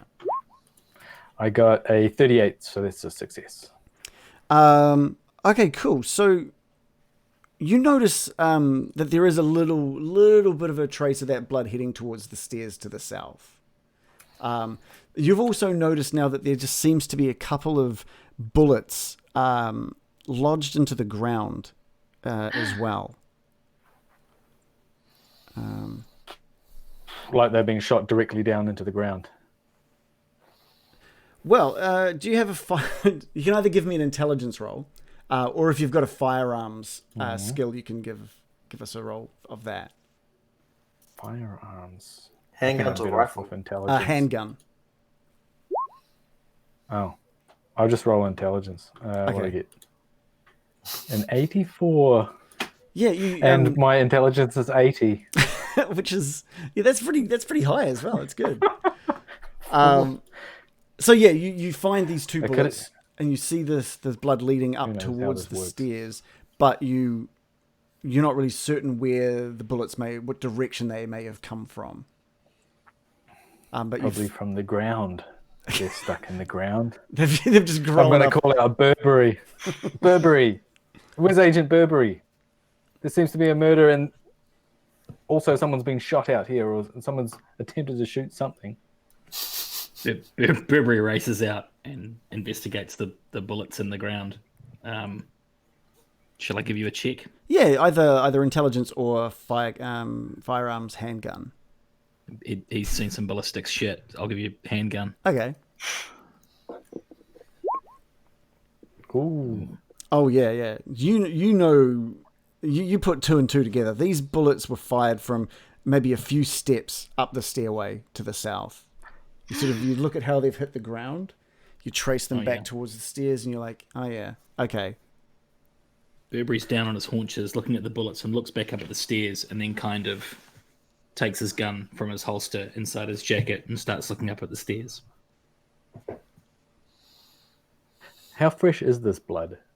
All right. Give me. Do you have a first aid or medicine? Do you have first aid or medicine on there? Yeah, I think so. We got first aid for 50 and medicine for 1. So I'll go for first aid. All right, so this is a 50-50 chance here. Let's see how we do. Okay. What do I get? An 82. I rolled an 82. Yeah, just like fail. Velma, you've both sort of looked down at this blood. It doesn't seem to be like it's still. Is it still wet? It's still wet. But that's all you can really gain from it. Oh, it's good enough for me. Yeah. Isn't coagulated. Yeah. My bravado's quite disappeared now that I've seen that there might be someone, a madman with a gun, in the vicinity. Exactly. I'm going to edge back into the kitchen. Past Burberry on his haunches. What's Norfolk up to? Yeah, he was in the kitchen and he sees Preston coming back into the kitchen. So logically, just asks, "What's going on out there, Preston? What's all the racket?" I saw bullets in the floor. Burberry's pulled out his gun. I think shit's going down. Interesting. The agent has his gun drawn. I think I'll just stay in here. It seems a bit safer. Hey, what are you going to be doing in that room, Norfolk? Well, I just want to kind of look around the room, and if I can find a cutlery drawer or a knife block or something, I think I'd feel a little bit better if I had a knife of some sort on my person, rather than just my hands. Yeah, that's cool. You or kind a chair, for that matter. You start sort of like opening and closing just random kitchen drawers, taking a quick look into each one, and sort of one underneath the sink. You open up and you just see this pristine kitchen knife, like a really decent, high quality kitchen cutting knife. Yeah, it looks pretty well. It looks well used, but also incredibly sharp. So it's like do the usual kind of tap tap tap on the finger. Oh yes, The usual. Usually, sharp. just doing what I do. Look at it. It looks sharp. Yeah, the black tears. Yeah, that's cool. I'm backing away from Norfolk as well. Just sort of stick that in my other pocket on open my vest up and just stick it inside a pocket. Makes a hole through the bottom of it. Oh, it's sharper than I thought. Falls onto your foot. Yeah, just kind of put it in there so I can kind of access it if I need to. You feel free to add that to your character sheet. That does 1d3 damage. Whoa. So What is it? A Solid thinking. K-A-T-C-H-N. I can't even spell knife. how that about knife? Hector? What's Hector up to? I'm just kind of following Burberry, but at a distance. And I'm just going to call out from around the corner in the kitchen and just say, "What are you thinking there?" Calling out as he's like holding his gun up the stairs. Calling out to me. Yeah, to you. Like everything all right? No, of course things aren't all right. We got bullets in the floor. We got blood all over the place. You need to keep your wits about you. Well, what should we do? I'm still thinking on that. And which is a great time. Have a bit of a think, because we'll take a 5-minute break, so we can refresh ourselves, and everyone that's watching can grab themselves a refreshment or something. Just chill out. Just chill out, everyone. Hey, chill out. So we're gonna we'll take a quick 5-minute So break. nice. You've got The blood really tied the room.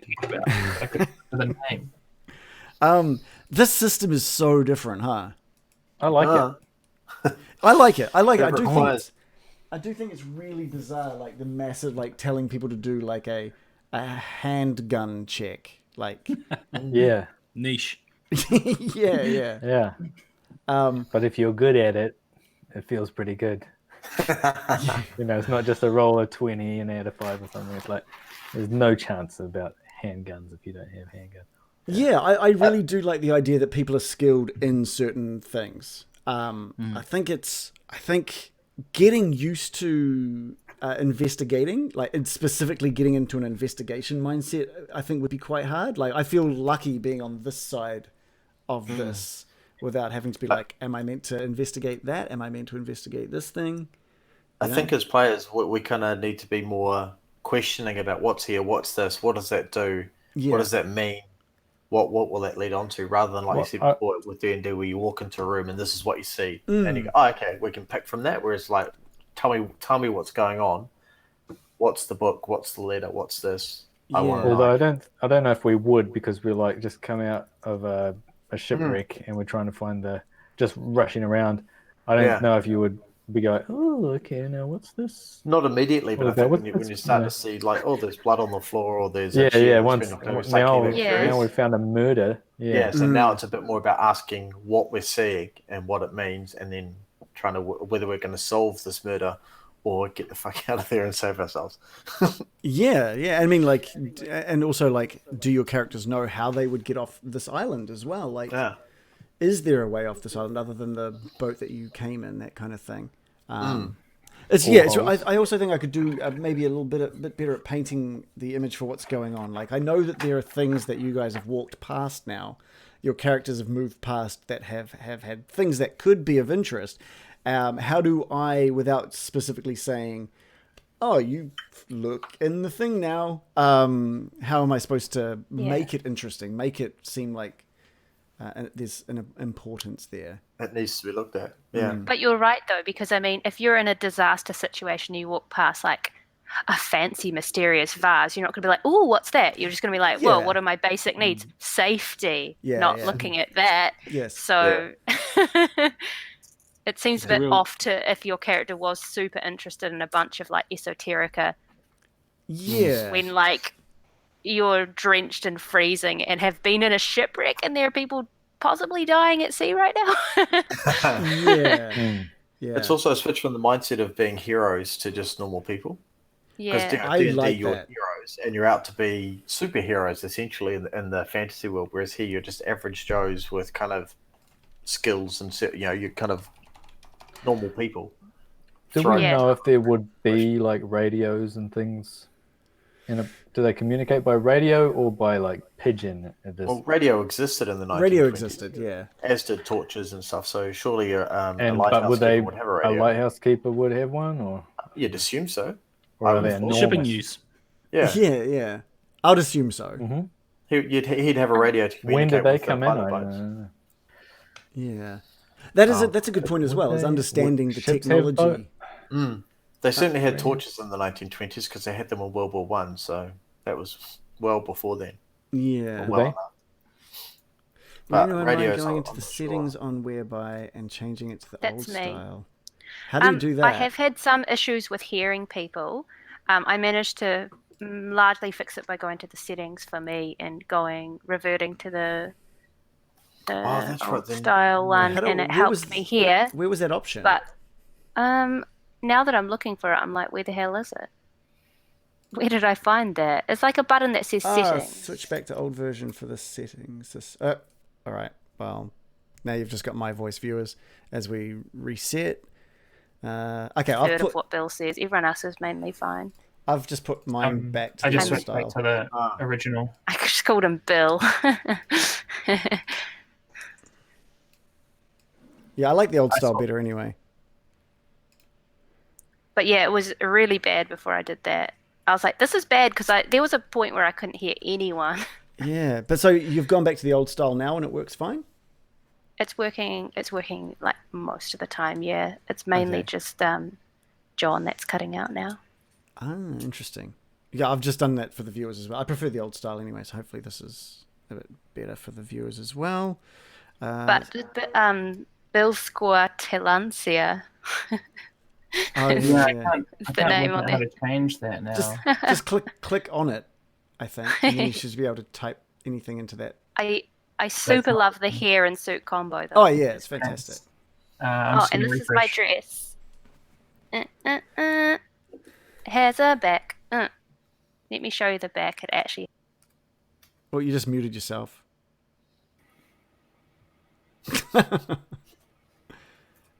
Yeah, that's awesome.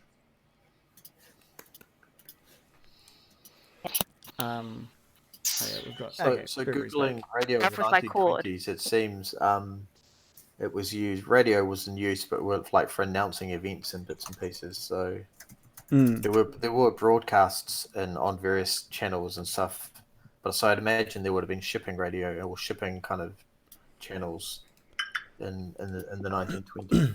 Yeah, for sure. Yeah. As archaic compared to what we use today, I'm sure it was. Oh But yeah, and then there's maybe you'll stumble upon one somewhere in this lighthouse as well. So yeah, let's just talk about that just for a minute there, Joe. Like that was created in like yesterday, right? You just was like, I worked on it a need little something bit for today. I need something for the thing, and I'm just gonna make it in like a couple of hours. Yeah. It's I already had fantastic. this lace lying around, and I was like, let's do this. It's for something you've thrown together today or yesterday, that's pretty impressive. Yeah. Thank you. And I was thinking about chucking on my, because I have the DM cowl normally. I was thinking about chucking on the flat cap, but it's too hot, man. It's so hot. Come on, where's the commitment? It's way too hot. I'm glad I don't have to like chuck the cowl on today. That wouldn't have been good. Let's have a quick chat with the chat as well. Sorry, we normally get so caught up in this that I forget to chat to you guys. Also, we normally do it for podcasts, but tonight I was like, no, I want to make sure that we talk to them, and I just have kind of forgotten. Not forgotten, but been caught up in what we've been doing. So we've had some really good chat between a few people, and of course, Random Origin subscribed for another month because he's just amazing. So good. Jackalope has left us. Unfortunately, she called it a night. Maybe she doesn't like us anymore.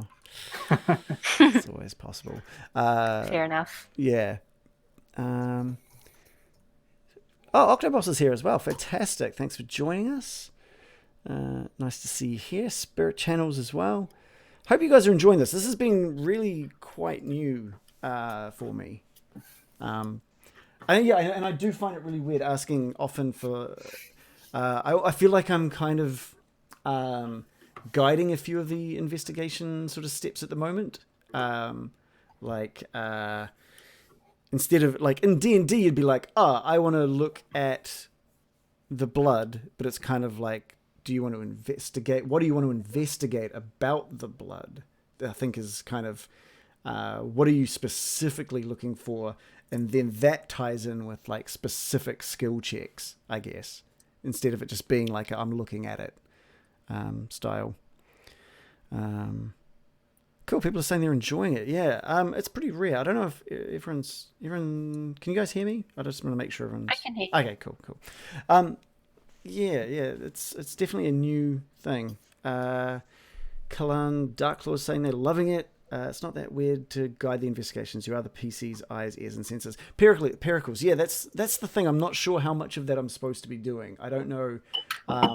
How much of it is me just telling the story versus them guiding me to tell them what is going on? It's a bit different. I'm not quite used to it yet. There's a lot of information that I've got for so many things that I'm worried that I haven't given them. Is it quite detailed, the descriptions that you get? It's hugely detailed, but there's also things. There's also detail on if you do a specific check. It tells me, not always, but quite a lot of the time, what you learn if you do a normal success or a hard success or an extreme success. So there is information you won't get. You might get some of the information, or you'll get none of it. Yeah, it's really really interesting. Quite a challenge. But I think you've done pretty well. Like, I think it's fine as well for you to guide it a little bit, like, as well as saying things like saying that it makes you uneasy, like stuff like that. Yeah, is good, because it's like, well, sometimes you just have an instinct about something. That's not something you can put into words, but it would be how they'd feel. I was a little bummed that Preston didn't get any madness, or Velma for that sake. I was hoping we'd see. Give it time, darling. A little bit of the madness. I did want to go mad by looking at a painting. That's pretty sweet. It'd be so good. Yeah. Just be like, my eyes! The horrors. What they're saying, they're really liking the narrative style. The world is creepy as it should be. That's good. I'm glad that we're capturing some of that creepiness. And the sanity checks help us with the mind-bogglingness. Yeah, I want more of the sanity checks. What someone else says, what I love most is a massively detailed description of a room, and then you finish reading the description to the players to see the final line reads, "The door to this room is locked." Yeah, I've seen. It's like when I've mentioned both the study and the kitchen. You've told us what they are before you've gone into them. It's like there's a door and there's a study. Oh shit, There's a door. You open the door. This is a study. Oh, okay. Yeah, there's something. The written aspect of the way. If this was the same for when we did Lost Mine of Phandelver as well. There's quite often. Yeah, there's something not quite. What they need to do is write it and go, this is a room. The door is locked. Here's the stuff of what it is. And sometimes they do it and sometimes they don't. I'm in learning design, so like I'm just like that part of me is just like they just don't know how to write instructions right. Which is weird because there is an instruction book. Yeah. And you'd think that they would have thought about how this is going to be used as a DM. So you read this, you're going, all right, I'm going to tell my players what this is. The last thing, the door is locked. We're right. So I've just told them there's a room and they know exactly what's in there, but they can't get access to it. Yeah. Random Origins has also got. He's using one of our things, but it's got like sunglasses on it. He's using one of our emotes. Can you just put sunglasses on any emotes? You can edit by using dicey points. You can edit emojis if you spend 900 getting dicey points. Oh, what? That's pretty cool. I learned this. Somehow I've got 520 and it keeps going up. But yeah, basically you can edit. If you spend 900, you can edit an emoji. Oh, that's cool. That must be a new feature since we last played. That's kind of cool. Dicey points. Get the dicey points, everybody. I don't know how you get them, but get them. Wonder if you must get them by commenting and stuff then, huh? But you can spend them on highlighting your comment or a few other things. It's quite cool. That is pretty cool. Anyway, are we ready to get back into it? Yes. Yeah. Okay. That's been a good break. Good chat as well with the chat as well. Good chat. Octoboss says, I don't know the mechanics, but maybe if you describe the room with a bunch of detail and red herrings thrown in to obscure the important items. I think that would almost. I wonder if that would make people feel less likely to check stuff out. If I'm like, there's a writing desk, another desk, but there's a rug on the floor, and then all of a sudden you're looking at the rug, and I'm like. Shouldn't have said the dangerous to mention anything that isn't actually helpful in the adventure. Because it sucks as well to be like, oh, I'll investigate it, and you're like, it's nothing. Yeah. But it must be something, and then we spend ages and ages. Yeah. As soon as you put the word "like" on the end of it as well, I've noticed. So a duck like, you go, well, suspicious. It's not a duck. Yeah. It's like a duck. Yeah, it's revolver-like. It's revolver-like. Roll. Give me a revolver-like skill check. Okay. All right. So you guys, Burberry, you're standing maybe a step or two up the stairs at the moment with your gun drawn. Hector is standing next to the trail of blood at the bottom of the stairs, looking up at you, asking, "What are we doing? What's happening here?" And we've got both Norfolk and Preston in the kitchen. Velma, whereabouts are you at the moment? I've slunk back into the kitchen. All right, so there's three of you in the kitchen at the moment. The rain is pouring down. There is lightning going pretty regularly, and the thunder seems to almost be right on top of this island. You see the flash of lightning, and the thunder is quick to follow, shaking the house and just filling you just with like a little bit of dread. There's something very weird about this place. I'm thinking back to that I'm on edge all of a sudden, and I'm thinking back to that spooky painting, and I want to go peer out the window and see if anyone's out there. Just the window in the kitchen that you see. Actually, the nearest window would be ideal, actually. Yeah, so there's a window. But I am thinking about that study. Well, it's up to you. Would you like to go back into the study and take a look out that window, or would you like to just lean out over the sink in this kitchen? To look outside. I'll look through the kitchen window first. Yeah. Okay, so you take a quick look, and it's almost completely pitch black out there. Anytime there's a flash of lightning, you can just see the specular sort of flashes from the rain on everything. The thickets outside the window are all wet. The path is all wet, and it's just throwing up. Every time that there's a flash, you just see streaks of rain coming past the window. it's starting to even just with your proximity to the window, you're even starting to steam up that window a little bit on the inside. Nothing really catches your attention as you peer out into the darkness. Rush to the other window then. So you go back I'm into. spooked. There's so, a madman out here. So you're heading towards the study. You're getting into the study. Yes. All right. So you make your way past the toppled chair and the writing desk, and past the other the roll top desk that has been opened by Norfolk. One drawer open, the other closed. The pile of paintings in the on the right as you head towards the window. There's a flash of lightning again and thunderous. God, I hate saying thunderous thunder, but it's thunderous thunder. It's thunderous. And there's just, you're not sure if it was just the way the raindrops were sitting on the outside of the window, but two beads of that rain or raindrops or something illuminates with that flash. And just for a split second, it looks like eyes looking into the house. How far away? You couldn't tell if it was part of just the rain on the glass or something outside. But I will get a sanity roll from you. The eyes. Okay, I'm gonna roll for sanity. Yeah. I've rolled a hard success. Nice. You dismiss it as just a reflection of the lightning on the on raindrops on the window. And you get closer and you peer out into the darkness and you see, thanks to the light of the study, it's quite hard to see out because, the whole, when light is inside, glass is hard. So you press your face right up against the glass with your hands cupped around your eyes just to see what you can see out. And there's enough light coming through that window now to illuminate some of the area just out the front of this building. And you can see that path heading around to the side of this building as well, heading off to the east and then around the corner to the south. And you see across the other side of this and you just see some thickets, the ones that you swear you heard some rustling in before. And you notice again, just one part of one of the bushes just moving, not in the same way that the wind is buffeting the rest of that bush. There's a bit that just seems a little more still, maybe.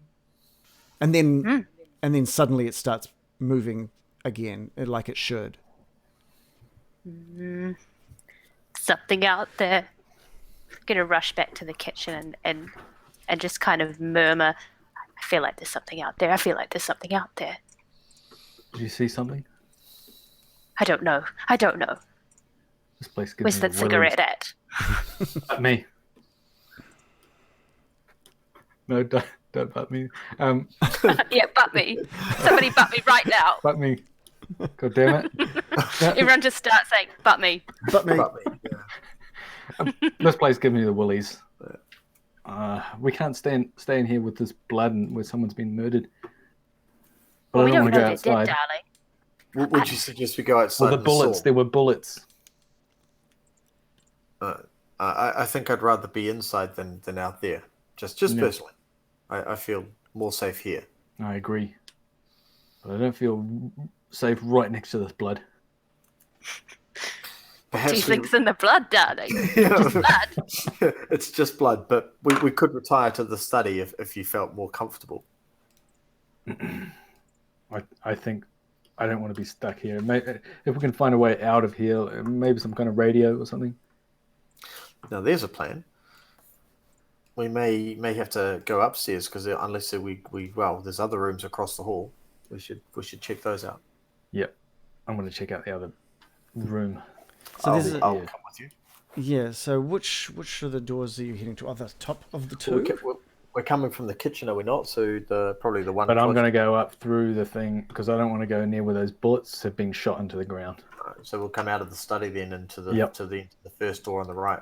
Mm-hmm. Sure. So this room, again, it doesn't have any lights on in this room at the moment. The bunk room contains 3 neatly made beds. A large pile of books is stacked tidily in one corner of the room. There are also 3 large cupboards. I was about to detail what was in them, but I You should won't. say one large, one medium size, and one small.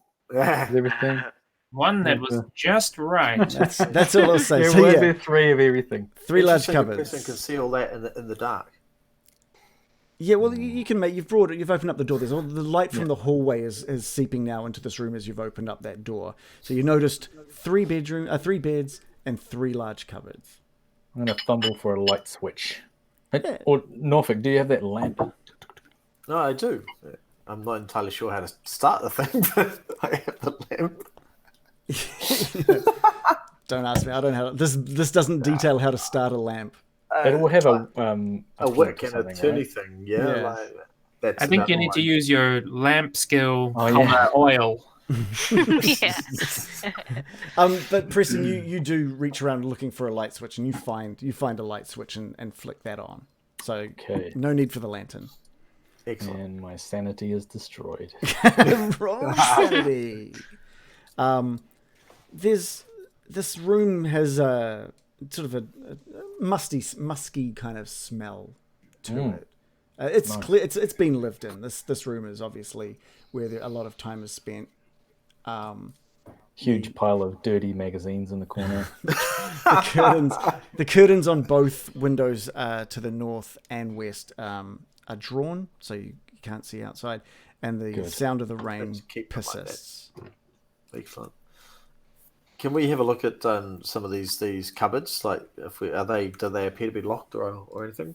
I mean, they're just personal cupboards. None of them seem to be locked. So, which one of the 3 are you going to open? There's one on We'll the start west. with that one. It's That on one the there, west, yeah. You walk into the room, you open up one of the cupboards, and you just find each there's soap, there's a couple of towels in here, some fresh bedding, a couple of extra blankets.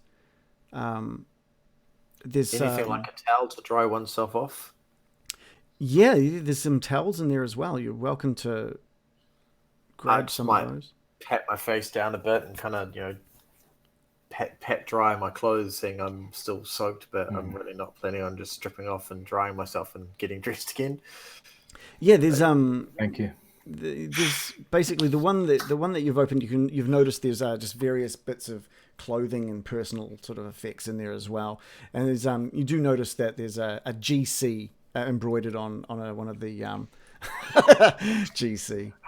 It's got very Kiwi connotations, GC. Anyway, or Australian, I guess. You know, a real good. Yeah, good. Okay. Anyway, it's just Totally good. Norfolk. You recognise the initials as likely being for George Cassidy. Right. Yeah. So you seem to be looking into his wardrobe right now. Does he appear to be keeping himself at his usual standards of attire, or is he just? Does it appear to be disheveled or? They all Less- look like pretty nicely cleaned and folded, and everything seems pretty put together here. So he's doing all right for himself. Then. He's doing okay. No surprises. He always looked after himself. He's doing great. I'm a bit concerned. I can't remember if I would have heard the conversation about the blood and seen it. Yeah, so I'm in the back of my mind. I'm a little bit worried that I know he was here. There's blood on the floor. It's a bit weird that he could be in some trouble. But then, Norfolk, are you likely the person that would go sort of cupboard to cupboard, just sort of seeing what's in here? well, I found Cassidy's stuff. I'm not sure that I'm not really sure I'm the sort of person to go snooping around a whole lot of other people's things. So yeah, I found what I want in a towel, and I've kind of dried my face off, and I'm feeling and dried the back of my neck, and I'm feeling a little bit more comfortable now. But still damp and cold, but Yeah. not soaked. Burberry, you've noticed these guys walking, sort of almost ignoring the conversation between you and Hector and heading into one of the rooms. What's Burberry doing? I took kind of like a furtive glance upstairs, but seeing the others are kind of going into new areas that we haven't looked at yet, I walk down there and kind of eye them up, and if I can catch anyone's eyes, I'm just going to be kind of shushing, but also not like you need to be absolutely silent. Just kind of watch yourself.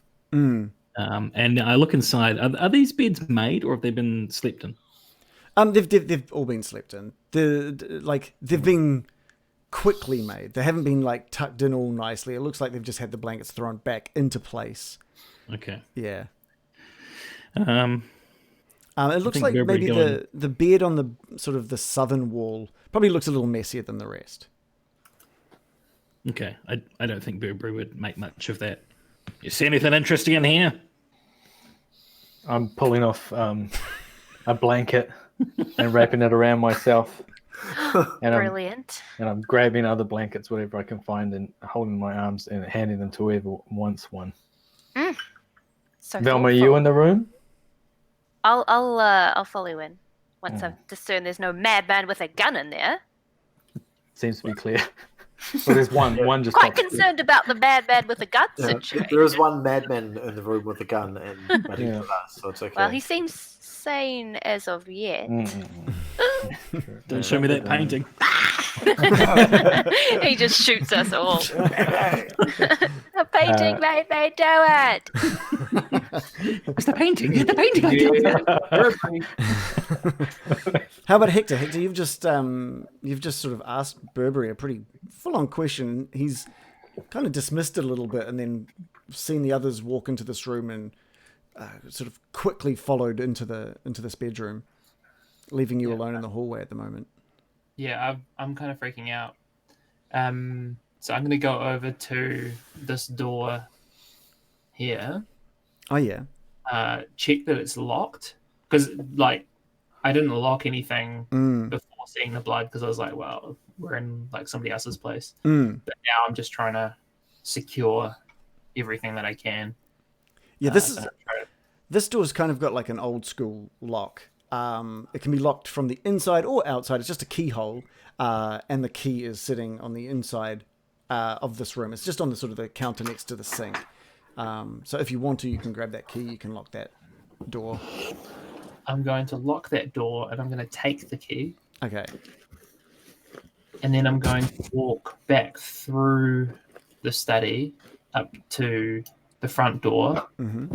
Has that got like a deadbolt or like what kind of lock is that? Yeah, it's just got one of those. It's one of those sort of like chain locks. It looks like you don't have the key for this door, but you can at least close it and put one of the little chain connectors over on to have like at least some stability there, some sort of locking mechanism.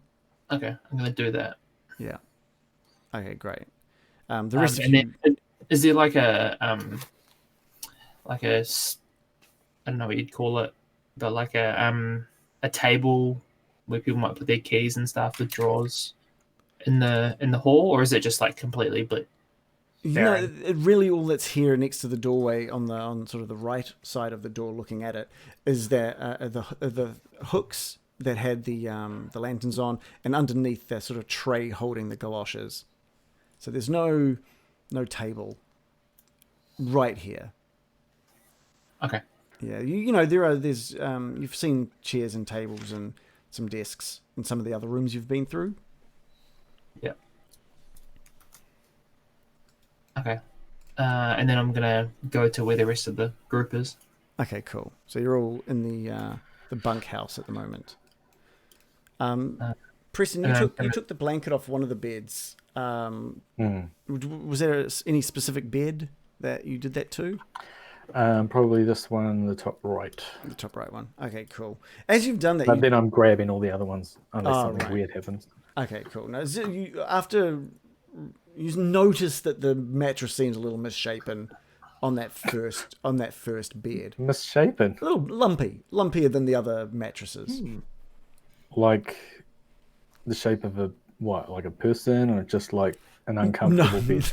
It's not like a human-shaped lump to the mattress. It just looks a bit less comfortable. It's a little bumpy in certain areas. I'm going to lift it up, see if like something's hidden underneath it. Like Okay, a so key. you grab onto the whole bed, just the mattress. Is that what you grab? The mattress, not the whole bed. I'm looking under the mattress is misshapen. You lift up the mattress, and there's nothing underneath it. There's nothing underneath causing those lumps.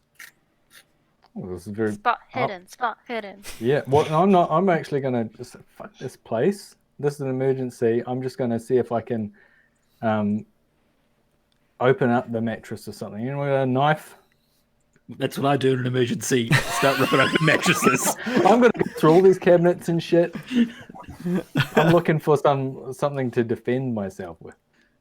That's a good point. People often hide guns in such places. Yeah. I think if you asked for a knife, I would You'd just say no. I'd reach into my pocket and show you just a little wee scalpel. Ooh. Yeah. Is this helpful? Just offer it to you. Thank you, Hector. I'm just gonna shred the shit out of this mattress. Is there a shred the shit out of things skill? I'm going to try and slice it and see if. I mean, this lump. Yeah, you I don't know just why I'm fixated on this lump now. you take to the mattress with the but give me a spot hidden. Okay. Where's that gone? Here it With is. advantage from cutting it open? No. I wouldn't be asking for the spot hidden if he hadn't cut it open. Cool. I got a hard success. All right, fantastic. You've as you cut into it, you sort of aiming for the sort of on the edge of these lumps. You're not sure what it is, so you don't want to just cut straight into one of the lumps. Yeah. And you cut off to the edge of it, and you find just a gold coin. That's kind of, instead of just laying flat in the mattress, it's been sort of embedded on the edge, and that's caused one of the bumps in the mattress. And you So someone's hidden gold coins in here? Yeah, well, you find one gold coin, and you slice a bit deeper into this mattress, and you find a few loose bullets as well. And then you aim sort of more towards one of the other lumps in there, and which is a slightly bigger size, maybe about the kind of like that kind of size. And you pull out a small notebook. Notebook. Yeah. Okay, I'm going to call people over and I'm going to pass these bullets to Burberry and show people the coin. Looks like a motive. May I have a closer look at the coin? Certainly. Do the book first, but I want to grab the coin off him and have a. Is anyone good at reading?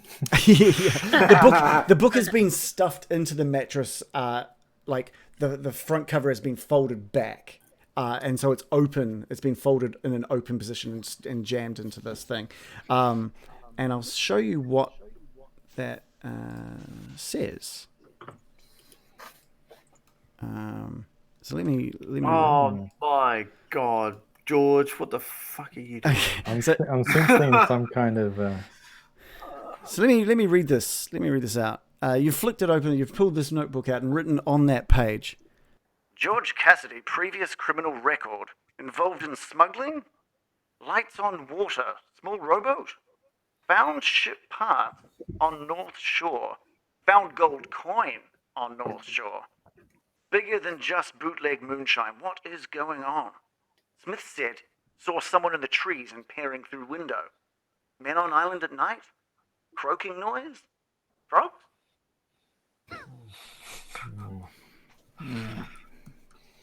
George Cassidy.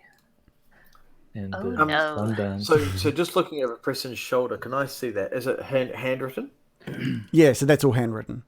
So do I recognise that the handwriting as being George's, or does it appear to be someone else's handwriting? No, it's not. About George. It's just it's not George. You would know George's handwriting, and this is not George's handwriting. Okay, so it's someone writing this about George. Mm-hmm. Yeah, this concerns me. Okay, here's what I think is going on. lot.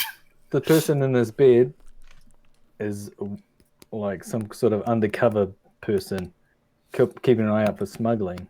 And this George Cassidy is obviously a smuggler. Burberry, do you mind if I ask what was your purpose on this trip? Were you on a case of some sort, or why were you coming from the mainland to if it's not too forward to ask? I think you might be advised to mind your own business there. Obviously, can't discuss the details of my caseload, but I assure you this is new information to me. and I'd know the name Smith anywhere. Smith. Oh, Smith saw someone in trees. Mm. So you know it's. No, Just I like know. the I painting. don't know. No, I see you mean sarcastic. How many Agent Smiths do you know? Yeah. Well, exactly. Yes. Do you know a George Cassidy? George Cassidy. I can't say I do, old putty. Guess nobody would know George Cassidy. Yeah, you Oh, do well. notice that on the front of this notebook, it does say it's got the old style kind of like design all over the cover with like a white sort of ellipse with just white and then really nice print. It's just got notebook. Underneath that, written in blue pen, is just the name Turner. I thought you were going to say it's written it and made of human flesh. Can Burberry take a closer look at this notebook? Yeah, go right ahead. I'd like to take the notebook and start flipping through the previous pages. And obviously on the cover, did you say it said Turner? It did, yes. Okay. You sort of flick through it and you notice that there's a lot of just whoever this Turner is, it looks like he was stationed on this island to track illegal shipping of some kind, of like along a popular trade route. He's uncovered some kind of unmarked boat hull in the waters nearby and was just trying to uncover what was happening. Okay. Burberry kind of folds the notebook shut and thinks, I better hold on to this, and kind of starts to tuck it in his pocket. I think I should hold on to this. Seems like this may be used in evidence at some stage. Yeah. Well, welcome to it. Smith. No objection Yeah, so- to me. So as Burberry takes the pocketbook, I noticed it very carefully because without telling anyone, it's about my friend, obviously. But I always wanted to pay attention to this coin because I'm also quite curious about this the coin. coin. So I'm wondering what George has found with this coin and so forth, and why it's hidden in the mattress. It's very strange, Yeah, now I need to find that. especially information given about the this coin. note about the other coins from Ismith. Let's Yeah, see. who wrote that note? Who was Oh, crikey. Some Turner. woman. Turner. What was it? Turner Turner? wrote that other one? Smith and George Cassidy. Because wasn't the original letter we found in the other room? Was Which that I by now Turner? have. Is I that by can't Turner? remember. Or? That was Cassidy. We've stumbled on a hotbed of criminal activity. Yes, it would seem so. Like a suspicious group of people watching each other. Some of them are criminals, and some of them are obviously undercover or something, or Might just watching the other person. Norfolk, you've got this coin, right? Did you obtain this? Do you want to give me an appraise skill check? Sure, I'm sure you've got that. I do. Give me a second. I will spin that for you. It's a success. Okay, great. You notice straight away it's a solid gold coin. It's a decent size. It's maybe sort of like that kind of size. What's that? About an inch in diameter. On one side of the coin, it appears to depict an obelisk of some sort, while on the other side, there's just a bunch of. Sorry. Couldn't help it. On the other side, it's just covered in strange sigils and really disturbing designs. Can you give me? Let's have a quick look. I was going to say, are the disturbing design decisions that it's in Comic Sans or something? Because that would give me a sanity check straight away. Yeah, that would certainly worry. You're like, Papyrus? No! I think because you're pretty good at appraising coins, Norfolk, I might get an occult roll out of you as well. Occult. Oh, okay. These sigils seem incredibly. There's a part of their design that disturbs you. Oh man, So I have a roll value or a skill value of 5. Oh. I failed because I rolled a 7. Yeah, that would have been a very, very hard 2 roll. off. Yeah, if only we were using luck points, you could have spent some of those. But unfortunately, you don't recognize what these specific sigils and designs are, but they leave you feeling a little with a bit of unease within you. Is there any date on the coin anywhere, or any other writing that I might sort of recognize? Give me. Normally a coin have date, a year written on them somewhere. No, there's no lettering. There's just this this weird obelisk on the front, or maybe the back, on one side, and these really strange designs. Can you give me an art or craft roll as well? Sure. I'm not sure that I haven't got an art or craft roll. You don't? It's not on my A's. Art. And I do have it there. There it is. How do I roll cool. that? It's in my other skills. How do I roll those? Do I just roll it? So I can't click on them, so I just roll a D100, and because it's a 0.5%, so it's pretty crappy. Oh, no, I think that means that you won't be able to roll them at their current level. Okay. So unfortunately, Yeah, I don't particularly have. I'm not particularly arty or crafty. In that, yeah, so you, as looking at these, you don't recognize the symbols. These are an obelisk on one side. You're not really sure of the others. But it's certainly an odd-looking coin. Yeah, it's an incredibly odd-looking coin. I'll give it back to Preston and say, just keep a hold of this. It could be worth something. Just chuck it into his top pocket of his shirt.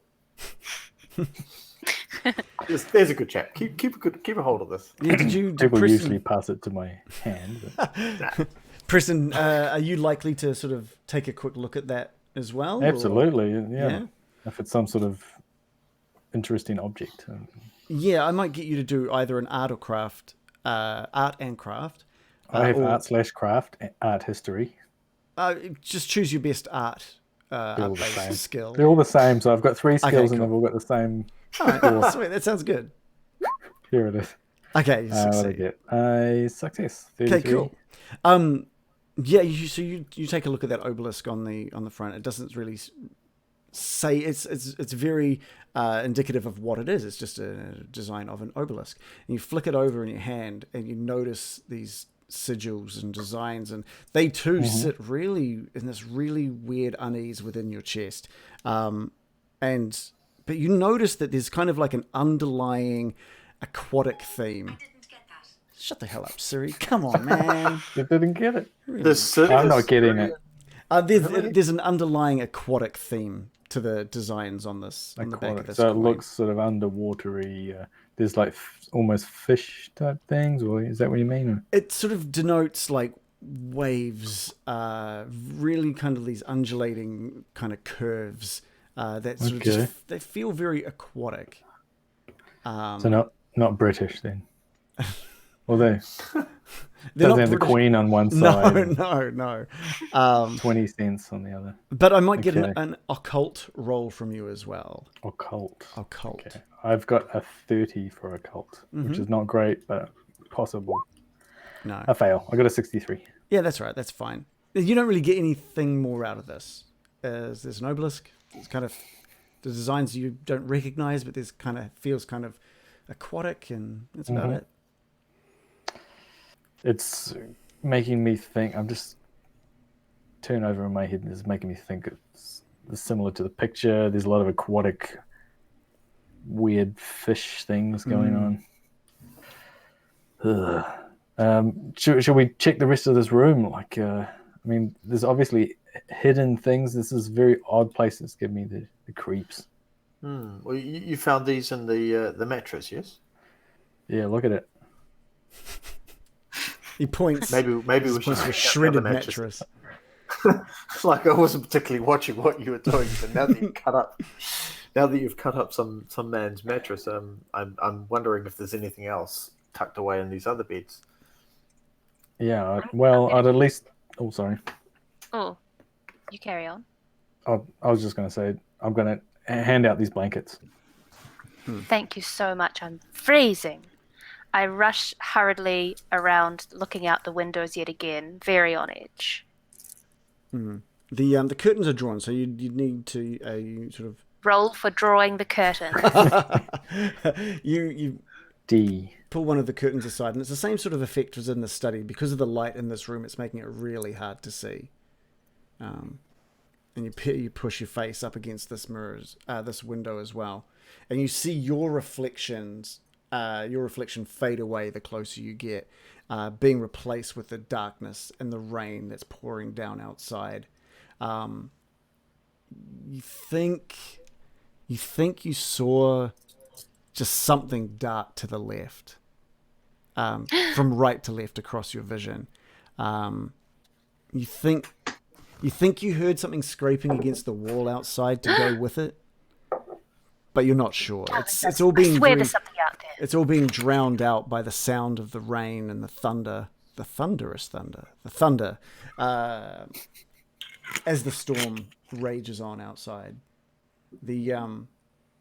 Just as you're about to sort of pull away from that window, the window just shudders in front of you, startling you. And just as the curtain falls back in front, you think again that you spot just two eyes looking back at you, just as the curtain draws back in front of it.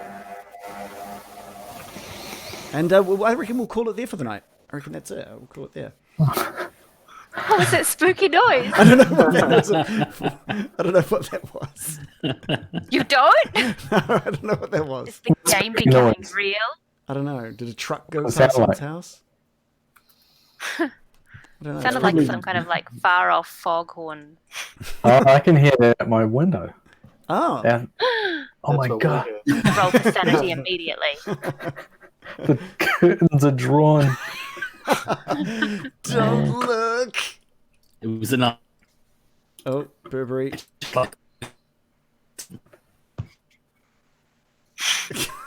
I think Everything dropped out there. I Oh couldn't god, hear you. Burberry's dead. Sorry, Adam, you just completely froze up just as you were saying something. I was hoping you'd come back and I'd just be like hanging in the back of the room. Just these swaying legs, back and forth. his legs hanging from the top of the room. Lights No! flicking. Oh, that was cool. That was awesome. What do you guys think of of session one? It's good. It's a good start. Yeah. It was creepy. My girlfriend shut Yeah. a door. And I got a genuine fright. Nice, nice. That's cool. We're definitely taking longer than than it's meant to be a 1 hour thing. This How the hell do you wait do that? a minute. It's got specific 1 hour. like in the instructions I've got. It's like it in. Let's have a look. See if I can find it.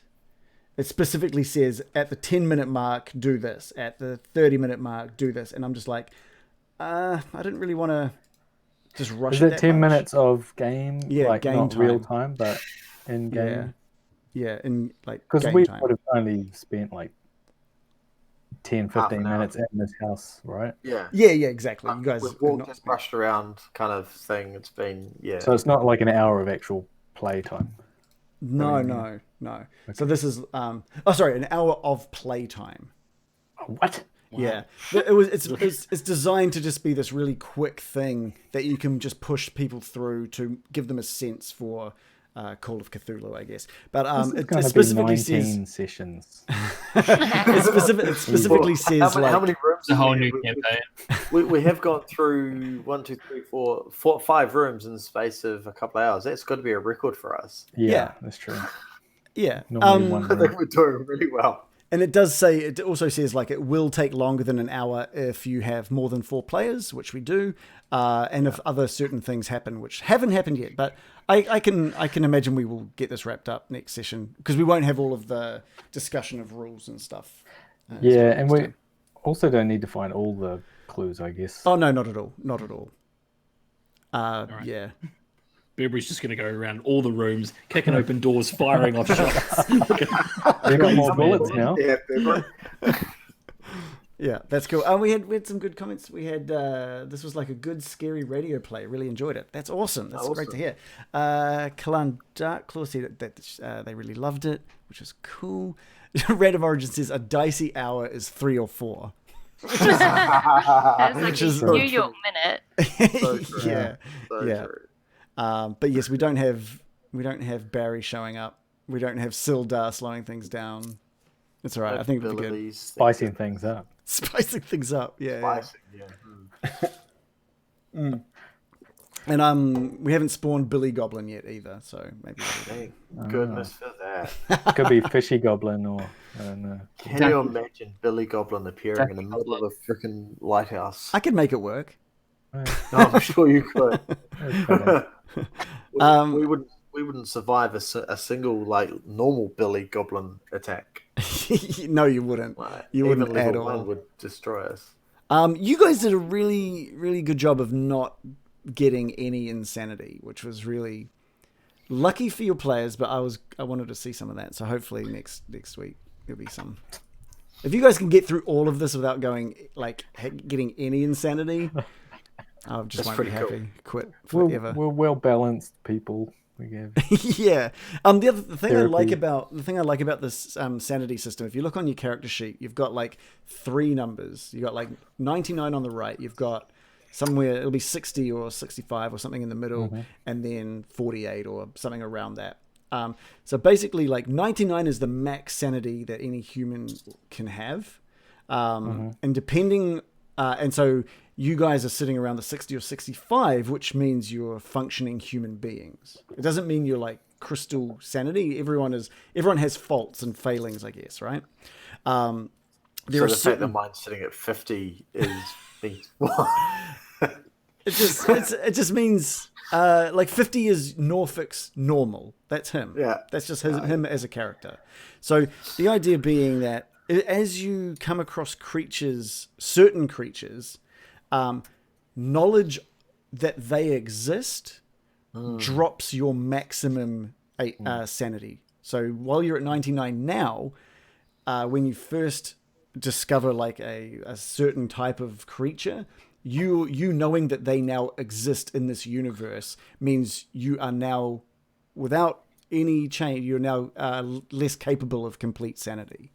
So it'd be like realizing that vampires are real and then going, oh fuck, that's kind of screwed me up for the rest of my life. Because it changes. Like understanding that vampires exist, let's use that as an example, means there's a lot of the universe that now doesn't make sense to you. Because they have certain rules have to be in place for vampires to exist. There's now things you need to understand for that to be something that you now understand. I like that. A little bit of knowledge is a dangerous thing kind of scenario. Yeah, because there's the ability to come across these monsters and not and repress them. In which case you stay with your max sanity. So you can unaware. So there's and having high intelligence is actually bad. it's bad because the more you understand things more, but by understanding things more, you can scare the shit out of yourself. If you see it and then understand it, you drop more in sanity points, don't you? Yeah, that's right. Something Yeah. like that. Yeah. That's right. If you understand what you're seeing, it's giving you a window into existences of things that shouldn't be. So the world as you know it is kind of coming undone, which is cool. I think it's such an awesome little system. Turn to the bottle, Preston. You know you're going to need it. I forgot that it was I forgot the word. He's gone mad. What is it when there was no alcohol with the prohibition? Prohibition. Yeah. Oh yeah. Because we're in so 1920s was that the Prohibition era? Or was it I around think about? so. Cthulhu set in that time when there's prohibition. Yeah. So you might want to keep your bottle hidden, given we've got an agent. Yeah, I didn't know he was an agent. Yeah, that's the thing. Like, we're encountering so much shit, and I'm having to constantly reprioritize what the special agent cares about. Like, now that there's a murder, he probably doesn't care about a little bit of drinking on the job. I'm sure he'd be quite happy to collar somebody for illegal alcohol. Yeah. Oh, that was before he saw the grotesque fucking painting. I also like that everyone's assuming it's a murder when it's like, well, someone bled, but that's not a murder per se. Some dude's fallen off a chair and he's banged his head. No, It Burberry. looked like the chair would smash someone in. Yeah, right? Burberry knows that chair was used as a weapon. Does not mean the person is dead, though. Correct. That is correct. That is I mean, there's true. no body. There's been an assault of some sort, maybe. Burberry probably knows that. Yeah. The rest of us are just like blood, chair. Could be in a scuffle. Could have been he fell out of the chair. Maybe the lightning scared the crap out of the guy. First, I thought it was just like chopping onions in his big accident. But the chair's busted. It was blood and tears. Definitely onion related. Onion blood. Got it. Onion-like. Some sort of allium. Random Origins has asked, why didn't the window jump scare drop sanity? There'll be a reason for that. There is a reason for that, but Good old Brandon trying to get us killed. yeah. It was just a scare. It wasn't a like with the painting. With the painting, it was specifically seeing something that Painting twisted of a real life. Yeah. twisted Preston's mind a little bit. Like it looked like it was a painting of this room, but of something outside looking in. So it was the whole point of it looked to Preston like it was a painting of something someone saw, but it was Like a something that real shouldn't thing, exist. And so Like there was Pickman's model. yeah. So it sat badly with Preston and caused the sanity. And when then he, with the seriousness of which he explained it to Velma, that also sat really badly with Velma, and so there was that sanity check. With the window, it's just a jump scare. It's just a fright, I guess. Not a And sanity. there's nothing really. It didn't challenge my reality. Yeah, it's just like she was already on edge anyway, like leaning in to look, knowing something weird's going on and looking out into the darkness, not seeing anything specifically, and then something giving her a fright is different than looking outside and seeing a creature that doesn't fit with her knowledge of the universe. If that makes Something that if should makes not sense. exist. Yeah, cool. An unspeakable horror. Adam, how did you enjoy your first session with us? Yeah, it was great. It was really interesting, like trying to get the pacing right, like that balance between like knowing it was intended to be a one shot and then sort of understanding that the could be explored. Yes. Sorry, you cut out Sorry, yeah. towards the end, but yeah, I totally get what you're saying. It should next session will be a lot faster paced. I think it needs to be if we're going to ramp up the how immersive this is going to be. I think. Yeah. That was cool. Thanks for having me. Yeah, cool. And so we're all next Monday, same time. We're available, ready to go. Yeah, thumbs up from everyone. Cool. So that's us for the night. Thank you all for watching. It's been great being able to be back as well. So we'll wrap up this next week, and then we need to talk about what the next campaign is and what we're going to do moving forward. So stay tuned to our Twitter. Come and say hi in our Discord. We're pretty vocal in there. The link is underneath the thing, the stream. If you want to check out, if this is the first time you've seen us and you want to see some of the stuff we've done, take a look on our YouTube channel, which is also linked below. And that has 37 odd episodes of us playing through the Lost Mine of Phandelver, which was a hell of a lot of fun. It's also available on podcast anywhere, so check it out there as well. So we'll see you all next week, 7:30 p.m. Monday night New Zealand time. Thanks again for watching. Bye, everybody. Bye. Bye.